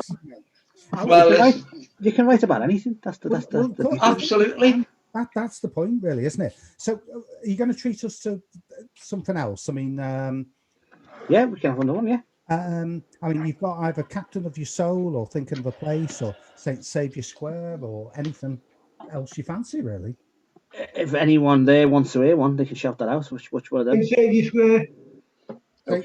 Pete was quick there. I think. So this is from Muddy Water. It is. This is funny. Pete shouted out. This is a song loosely about the 86 bus route, which is a bus route. Although I knew him, I used to meet Peter on a lot, and I'd be at the back like the geekish intellectual I claim to be with my book, and he'd always get on and disrupt me because he doesn't stop gabbing. So not true. So this song's Saint Saviour Square was a place where me nan, who's my dad's mum, lived when I was a kid. It's where the women's hospital is now in Liverpool 8 in Toxteth. They lived. My dad grew up in the tenements, the tennies, as people know them, along there. And then when I came along, 79, I was born. My nan was living in a place called St Saviour Square, which is exactly where the women's hospital is now. So I grew up going to my nan's, and I think she moved when I think they knocked it down when I was about 10, late 80s, early 90s, when the first attempted, should we say, regeneration of Toxteth started. So all that area is massive to me in my childhood, and because it's knocked down and streets have disappeared, and that's where the women's hospital is now. It's almost mythical to me because I grew up around it, and now it's not there. So it's the funny things nostalgia does. But the 86 bus route where I live in Penny Lane that goes into town, it goes along there, and there's on Smithdown Cemetery, which is on that way. Adrian Henry, whatever you want to call him. I say Adrian Henry because I pretend to be intellectual. He's buried there too, and I've been there to visit him, visit his grave. But we haven't found it recently for some reason. I don't know if someone's moved him. He's been moved, been interred. They do move them, don't they? Sometimes you go to graveyards, and they have the gravestones all around the edge, don't they? Yeah. I don't know if Roger McGough or Mike McCartney's been there, annoyed with him, and moved him. Put him in for Zachary. Roger's doing an event fairly soon for Writing on the Wall. Actually, if you go onto their website, I saw that. Yeah. One of the guests this year in the middle of May, I think. Yeah. Anyway, well, so this song's all about stuff. It's all that.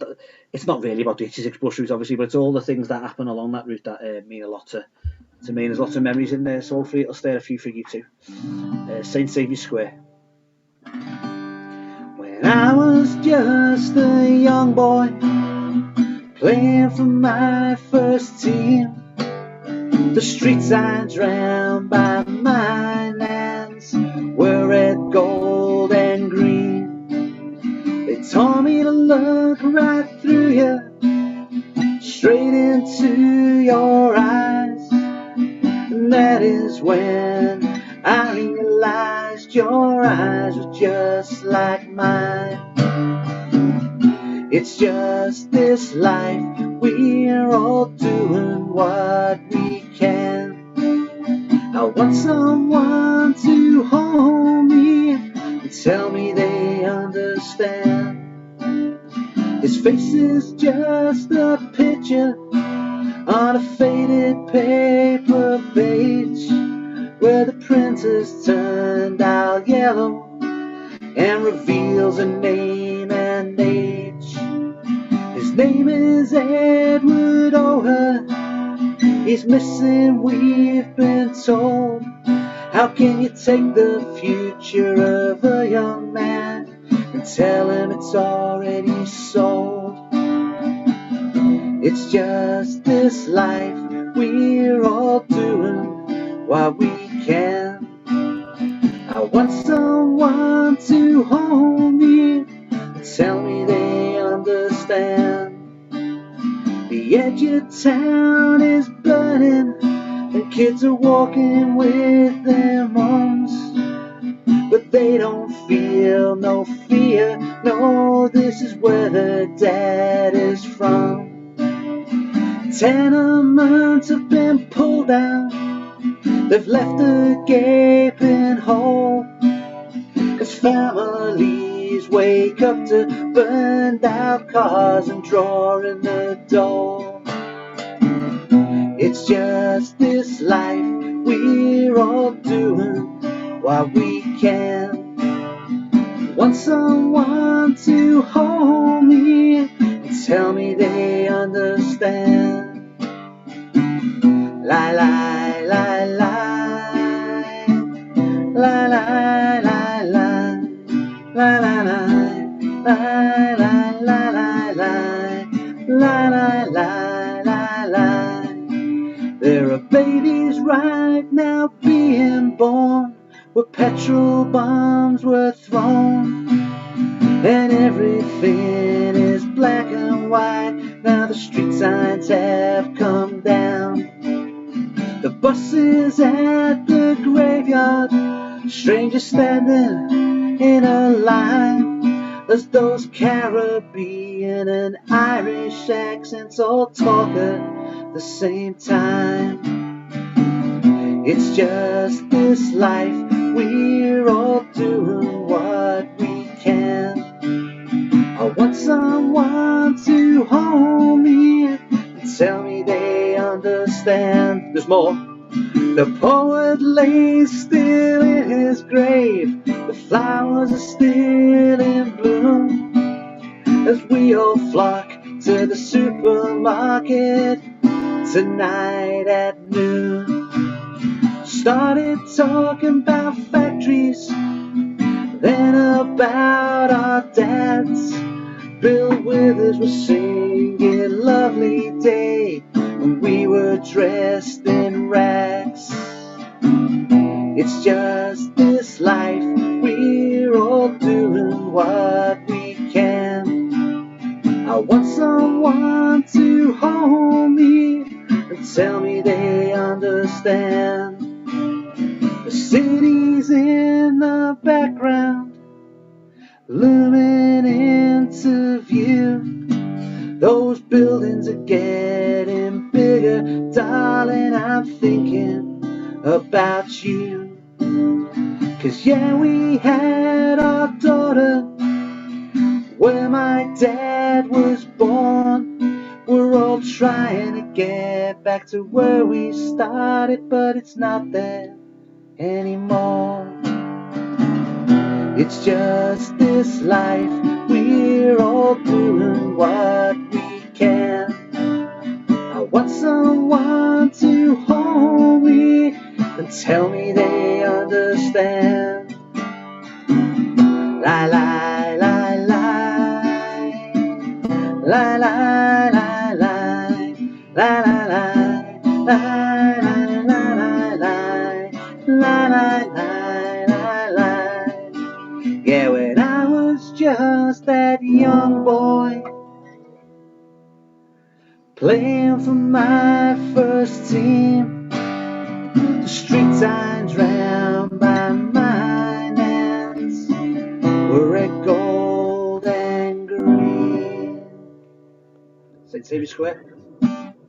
Very cool. Super. And we must quickly Mentioning his signature tune before. What's that, Pete? If Alan has got a signature tune, that's it to me. I love that. Yeah. Thank you, Pete. Well, also Zoe, Christian, Jason, and Cliff on Facebook have all been putting their thumbs up for what you're doing. So nice to have you out there on Facebook, and I'm sure there's a few other people. Unfortunately, on my phone, I can't. It only lets me see the last couple of updates, but hopefully, anyone on Facebook is enjoying things. Now, Alan, we're going to play one of your songs with the string quartet, if that's okay. Absolutely, yeah. My favourite thing in the world. The one I've picked is North John Street. So, Okay. Shall we have a little listen to this?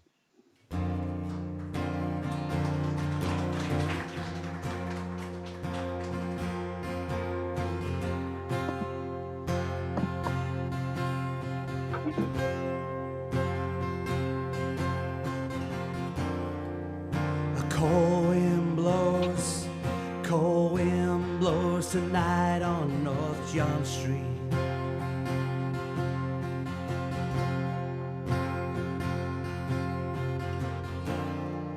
And the rain falls down on North John Street.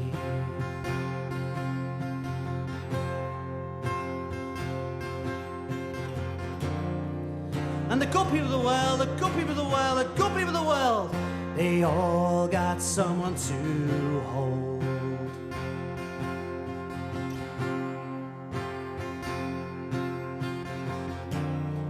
Yeah, the good people of the world, the good people of this world, the good people of this world, they all got someone to hang on to.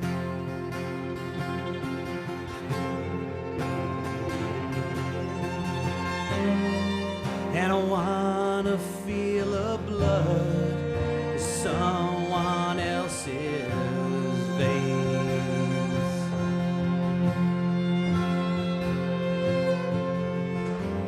Yeah, I wanna hear that blood whispering someone else's veins.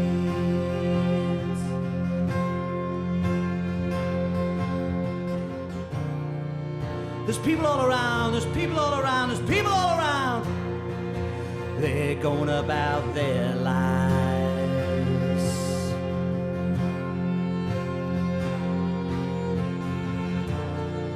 Be quick, you'll miss the bus. Be quick, you'll miss the train. Hey! I'm going about my life.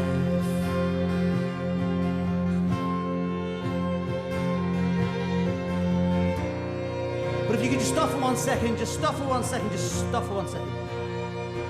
And take a look.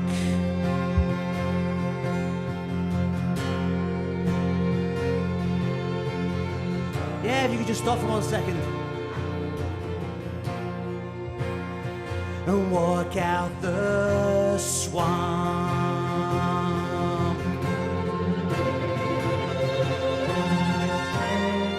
And I wanna feel the blood of someone else's veins.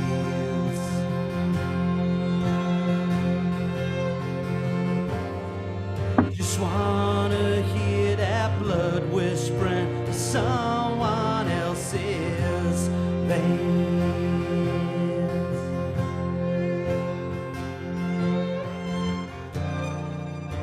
Colder tonight, winds blowing down on North John Street.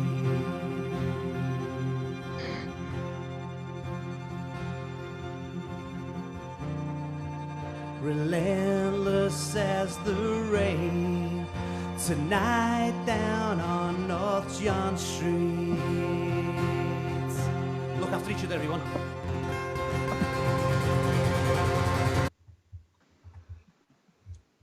That is some song. Absolutely stunning, isn't it? Was that, am I right? Was that inspired by you seeing a homeless guy on your way to work? Have I remembered how that song came about? Yeah, I used to live on North John Street years ago, and then I much later after I'd left there, and I'd walk down it a lot, and I was going to work. Well, I was working for the Liverpool Echo at the time, and I was walking to work that way, and there was a guy who lived in Doyle opposite the Shiraz Cafe, that big building there, that I think is some kind of air, whatever you call it, you know, a flu or something. Anyway, there was a fellow who lived in the doorway there, a young lad in his early 20s called Simon.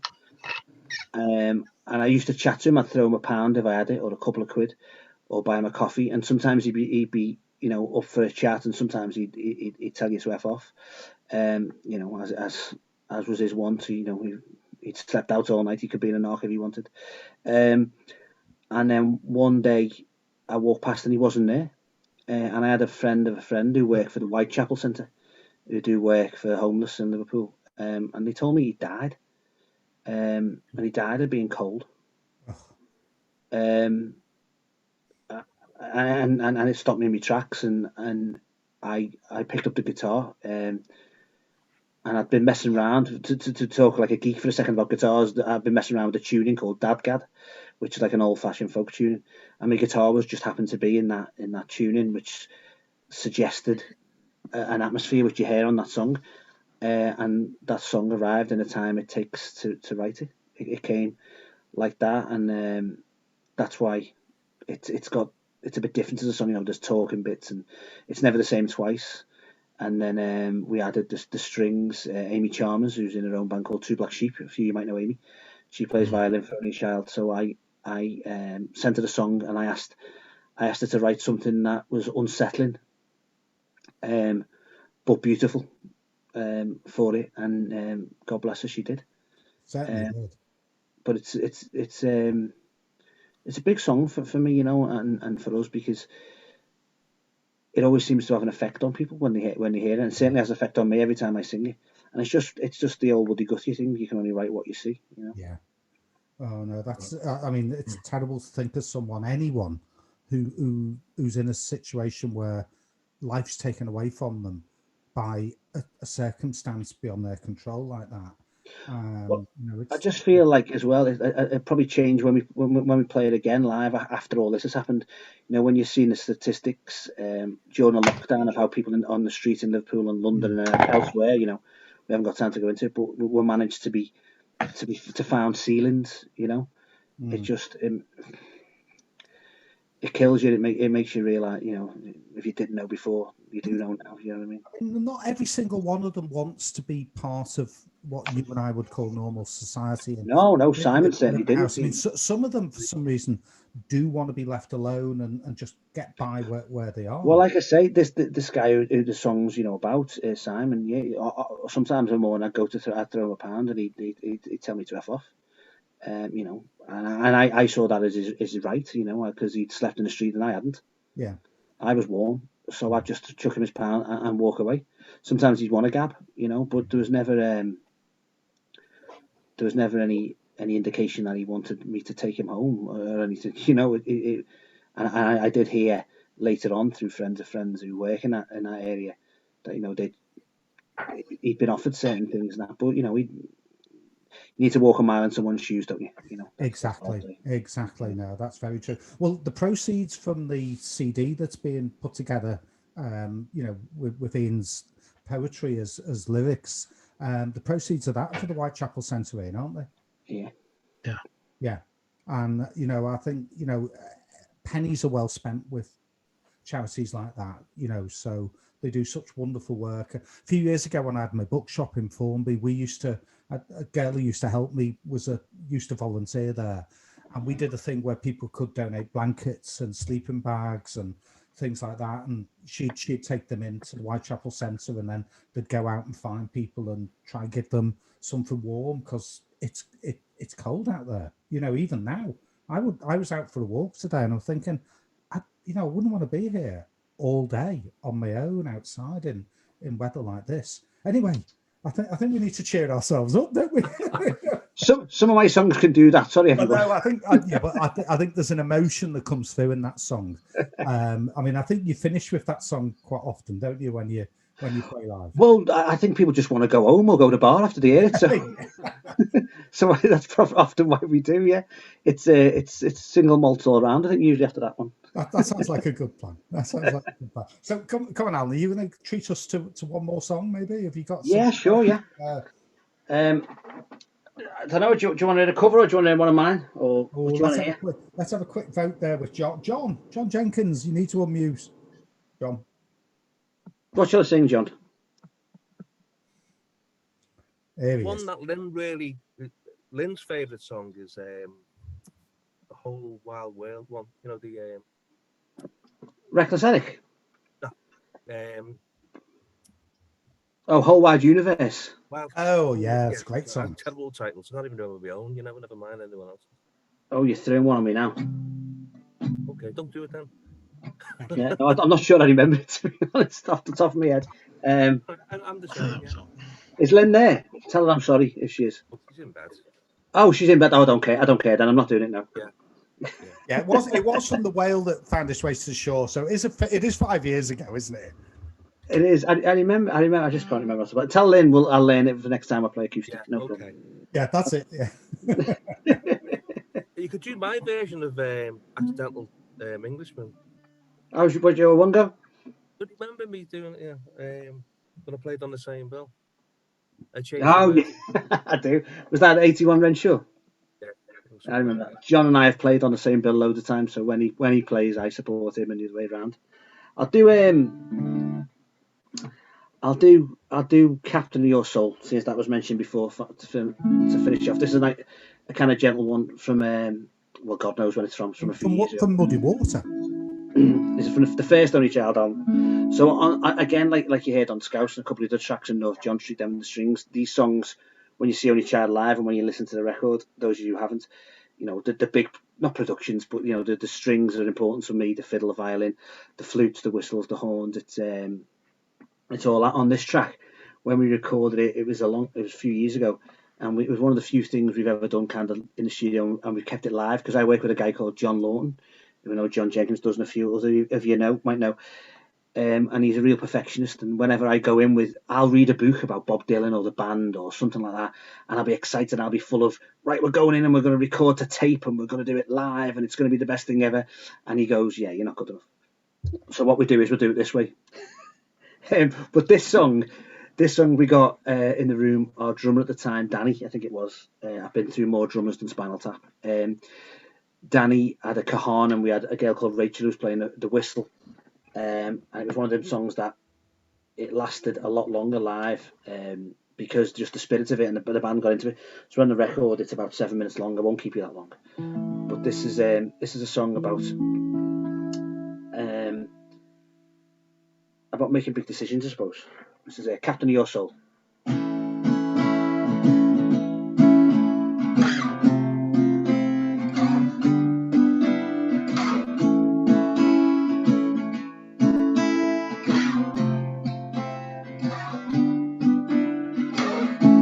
Let's set sail late tonight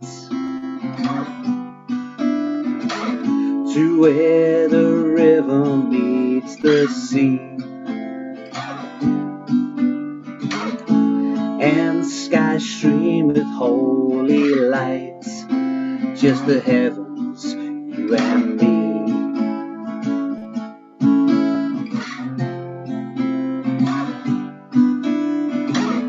And we'll hit rain and stormy seas. Waters will be wide and deepest blue. A thunderstorm will set the scene, and grace will pour down on me and you. And I'll be the captain of your soul. I'll be the captain of your soul. I'll be the captain of your soul forevermore.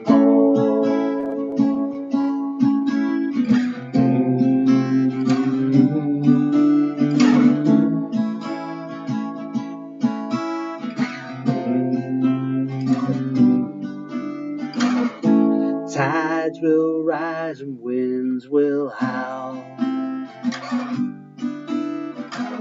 He'll guide our voyage through the night.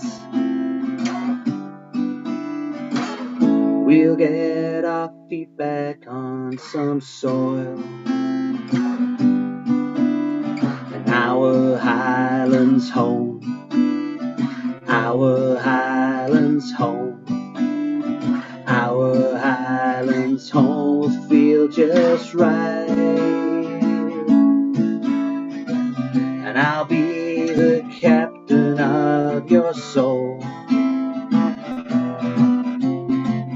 I'll be the captain of your soul. I'll be the captain of your soul. I'll be the captain of your soul forevermore.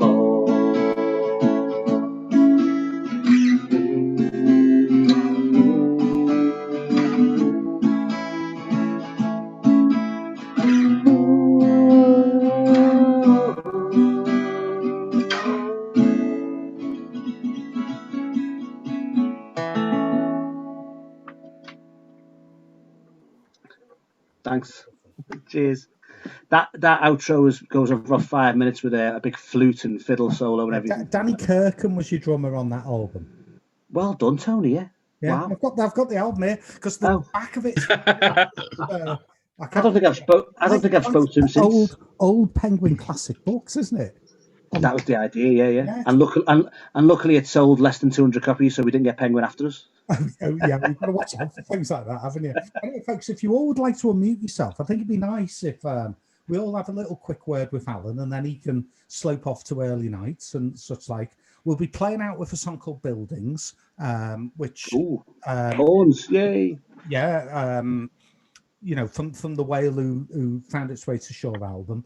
But before we play out with that, you know, it'd be nice for Ian and Derek and Mick and John, anyone, to say a few things, to Alan. Thank him. Can I just say, Tony? Can I just say thank you to John and Mick and John Manning and Pete and Ian and a few others who've pre-ordered the album.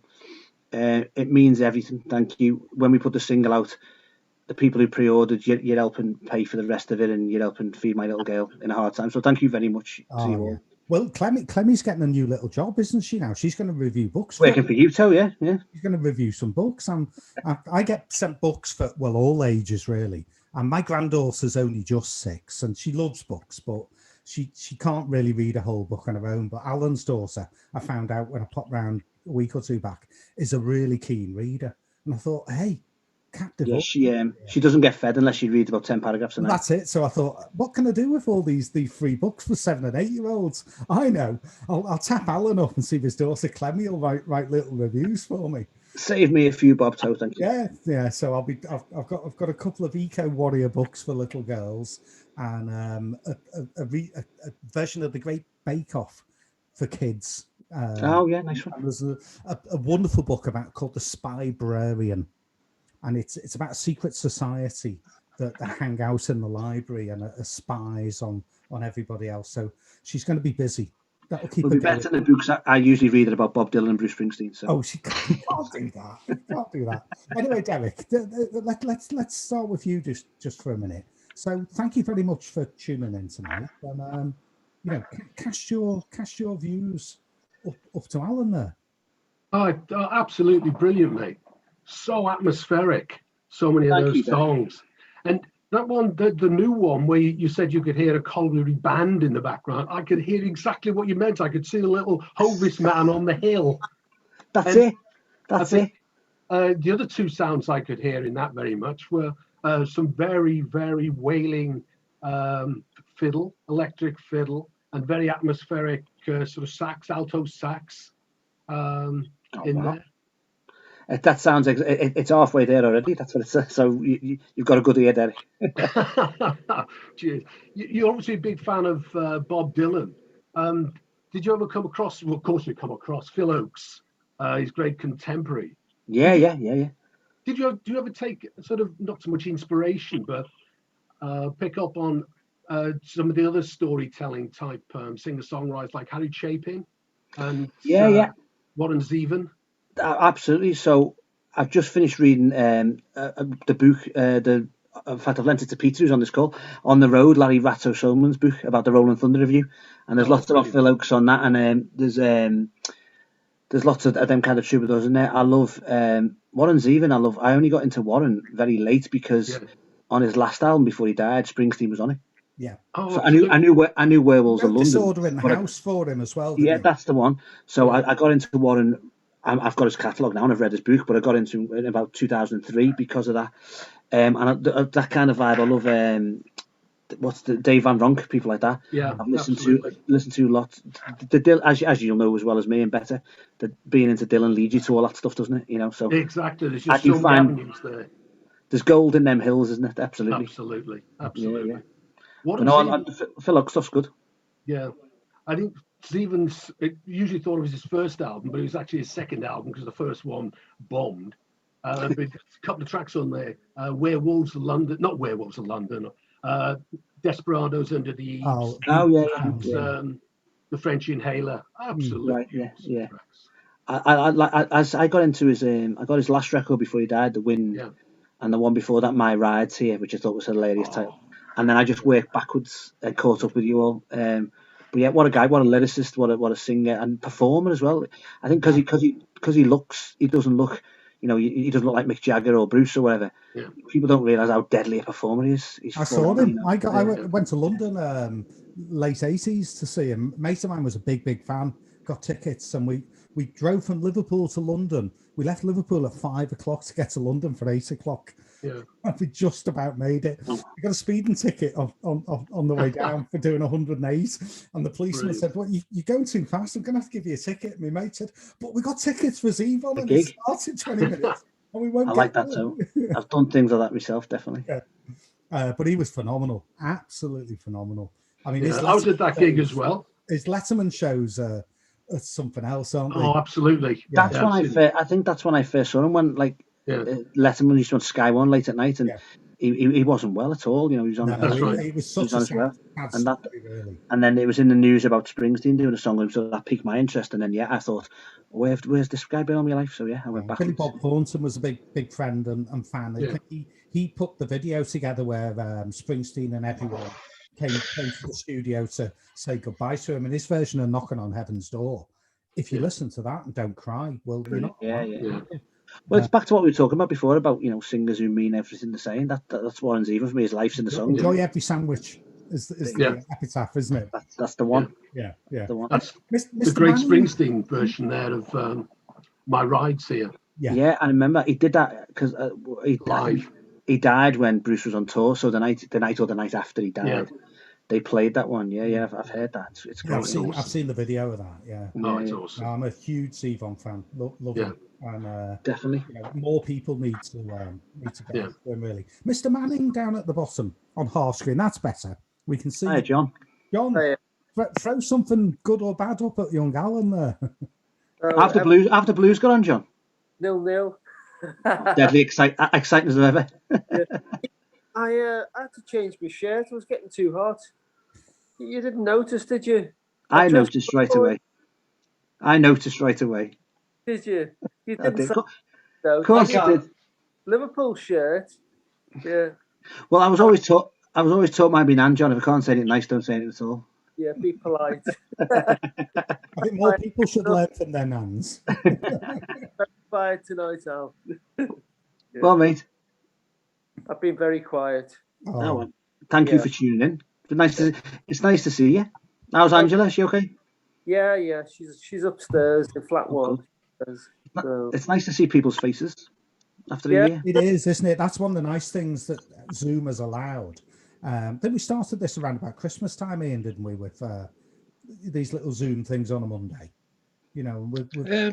Yeah, I think there was the one that we did in October as well about the new book. Yeah.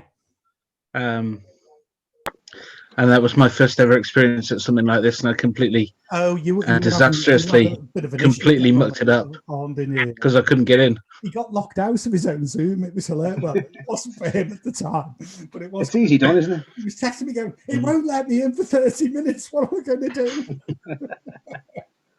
You know, it was quite stressful at the time.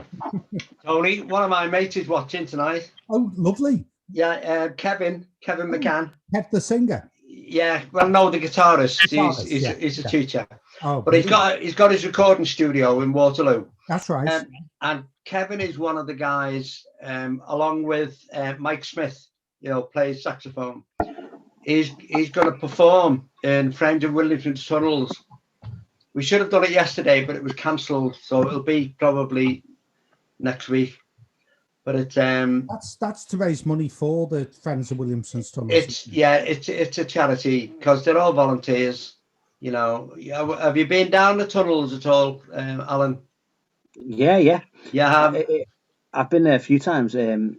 Which one have you been? Because there's two. There's separate, aren't they? I forget. I went when I was a lot younger, and then do you know what? It's funny, Brian. We were talking about it the other day because a mate of mine. Yeah, you would have been to the other one because there's two. Well, there was one where I say one we were talking about the other day. A mate of mine, we remembered we went to a gig there. They did a gig in there about 10 years ago. Not the same place. No, it's not the different one. It's all under Edge Hill, obviously, but there's that side and this side. But if you look on the Friends of Williamson's Tunnels, it's like a cathedral underneath the ground. It's that big. So, it's that big, and the acoustics are incredible. And all the musicians that I know have said there's nowhere else like it. Going to a gig there was amazing. Yeah, well, obviously a different one, but it was underneath. It was amazing. Yeah. Yeah. Well, this was. I mean, they've got the banqueting hall, and then there's a place called the Gash, which is between two. Sorry. No. Listen, they all say that even when the lady says, "And now I'm going to take you down my Gash," and I go. Going to know. No, I mean it conjures up everything in everyone's head. I know. It does. No, but it's a great story.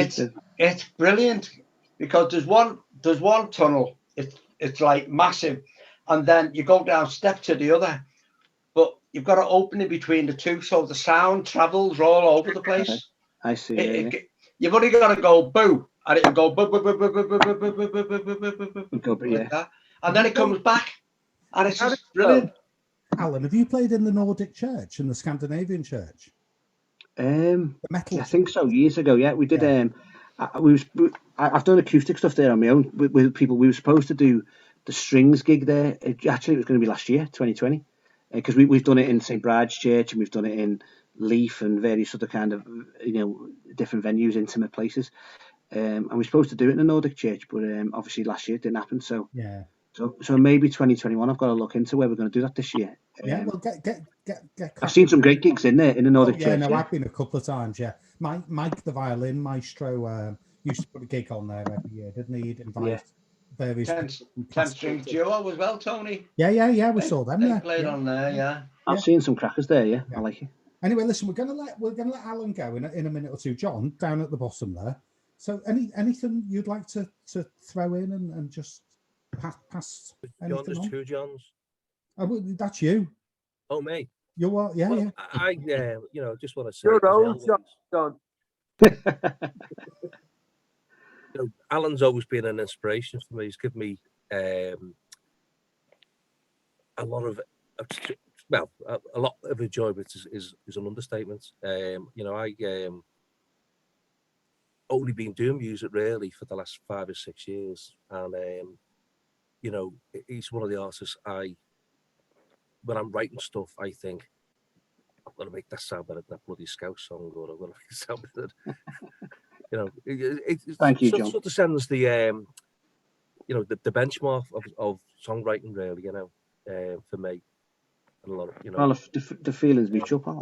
When I met you, I didn't realise that this fella who'd come to see me and like my music and brought me some Bruce Springsteen bootlegs had written all these songs. You know what I mean? So it's lovely to find that out as well. Yeah. You know. Yeah. And to sing on your records and play gigs with you, and the best bit is become a mate and have a bevy. It's great, yeah. And when you come around, you said you're going to come around sometime. Yeah, I will be. Yeah, he can this do weekend. now, can't he? He's allowed now. Yeah. We've got to put John's got his own album come out this year. I was going to say, yeah. Well, I mean that is on the. I'm going to help him. I was just going to say, I'm looking forward to the new album. I mean, the first track, Straight Lines, is just phenomenal. You know, it is, isn't it? I wouldn't have given it 10 out of 10. I would have given it 11 out of 10. And I've heard little bits of the other tracks as well, you know. Well, yeah, because you use the same studio and the same producer, obviously, so you know it, John. Straight Lines is the title track, but that's what the album's going to be called, and I'm glad people, you know, it's got good reviews and people like it. It's a little bit different for us. It's a little bit Tex-Mex was the word I used. It's got the horns are kind of used in a different way. Usually I use horns like the Waterboys or Van Morrison would, but this is a little bit different. This is a little bit south of the border. And it's nylon string guitars, and it's just been nice to get some great feedback from like yourself, John, and obviously Ian. Ian was first with the review, which settled my nerves on the morning it came out. Funnily enough, I've just been reading some of the old reviews as well as I'm going back through them all.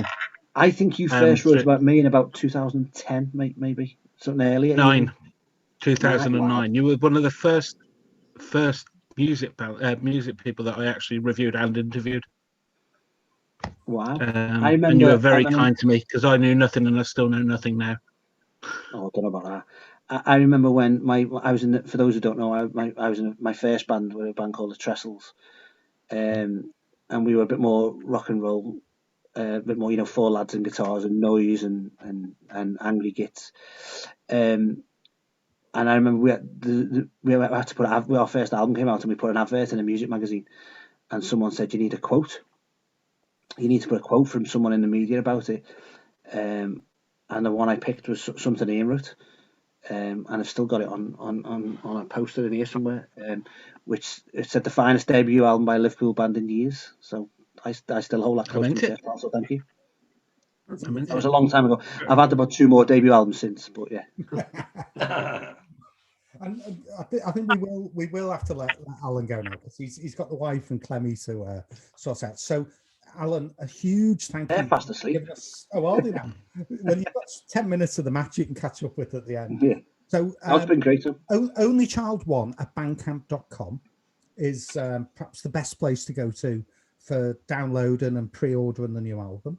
Yeah, that's where all the music is. Yeah, we don't use Spotify or Spotter theft, as I call it. Yeah, well, it's all on Bandcamp. I refuse to use it. It's all on Bandcamp, but more important, they're all available. Well, some of them have sold out, thank God, and but they're all available physically too. We're still a band that, you know, I'd prefer people to come to the gigs, watch the music, and buy a CD and have a pint with us afterwards. That's how we work. That's our audience. I'm proud that kind of, when we do an album launch to 150 or 200 people there, you know, I know the names. I love that. That's our community, and that's how I prefer to do it. But you know, it's up there streaming or available to download. But the best thing to do is come and see us live and get one after. Well, I mean, hopefully this year now things are waking up. Yourself and John Jenkins and other musicians. Hopefully, you know, if the weather's good, there'll be plenty of outdoor or semi-outdoor gigs coming up. And I know John's James Street Band. You'll be itching to go fairly soon, won't you? You got gigs booked, haven't you, John? West Kirby and that. I've got a ticket for that. Yeah, the problem with the James Street Band is you know, it's getting them together. You know, it's everyone seems to have, you know, naturally, you know, we're all of a certain age, and they've all got families and stuff. So it's very difficult getting them all together at the same time. But yeah, I've got a gig on the 26th of June in West Kirby Arts. I've got my ticket. I've got my ticket. Thank you. Yeah, you're the one. No, you sold it. Yeah. But that's gonna be a bit different because I'm gonna do. I don't want to spend too long on Alan's show, but I'm going to do 2 sets where the first set's going to be a lot quieter. I've been working with Pippa Mady, who's comes from London. She plays mandolin and guitar and cello, really, so going to do some songs that we've been playing live, and we're going to be going on tour in August, and the band's going to be doing a set after we've done our little set as well. So hopefully it'll show two sides of me, really, if that makes any sense. Yeah. And tickets are still available, so people can still get tickets. Yeah, and again, that's a charity event, so the money goes to I think it's going to another radio station. Did I mention it? Yeah, of course you can. Middle Wave. That's right. Yeah. All radio stations are good. Do not worry. It's not like football. We're not competing. We're all trying to do the same. I've got my own radio program, haven't I? You have indeed. Anyway, I'm gonna fade out us all with buildings. Alan, thank you very much for joining us tonight. Sharing. You're welcome. And can I just say one thing? Of course you can. Listen to the keyboards on this; they're superb. Is this the one you're on? If we picked the one you're on, how cool is that? Listen to the Hammond B3 organ. That's Jenkins and me playing out our East Street Band fantasies. Oh, no. Thanks for listening, everyone, as well. It's been great. Okay, thank you. Thank you, everyone. Take care. Cheers, Cheers, everyone. Bye. All the best. Take care, everyone. Thank you.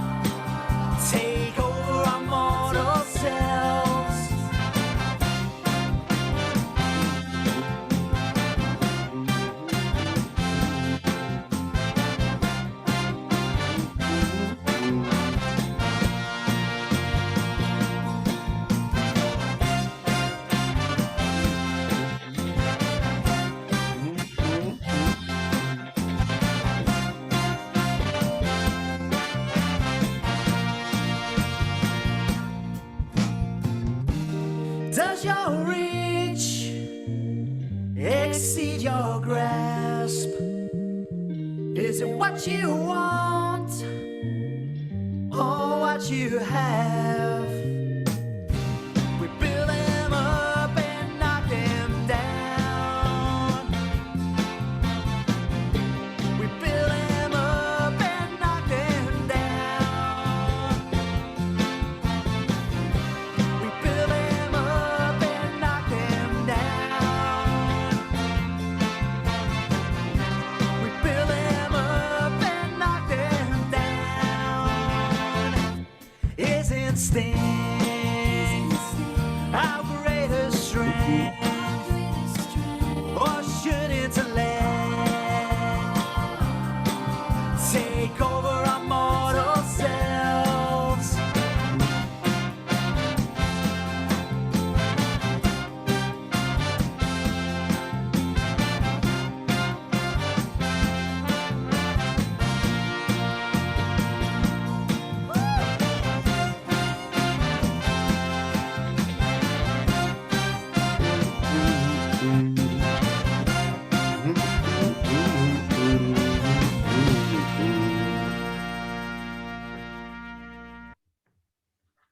Right. I like that. Oh, superb. I think that was a good one to end with, you know. I like that.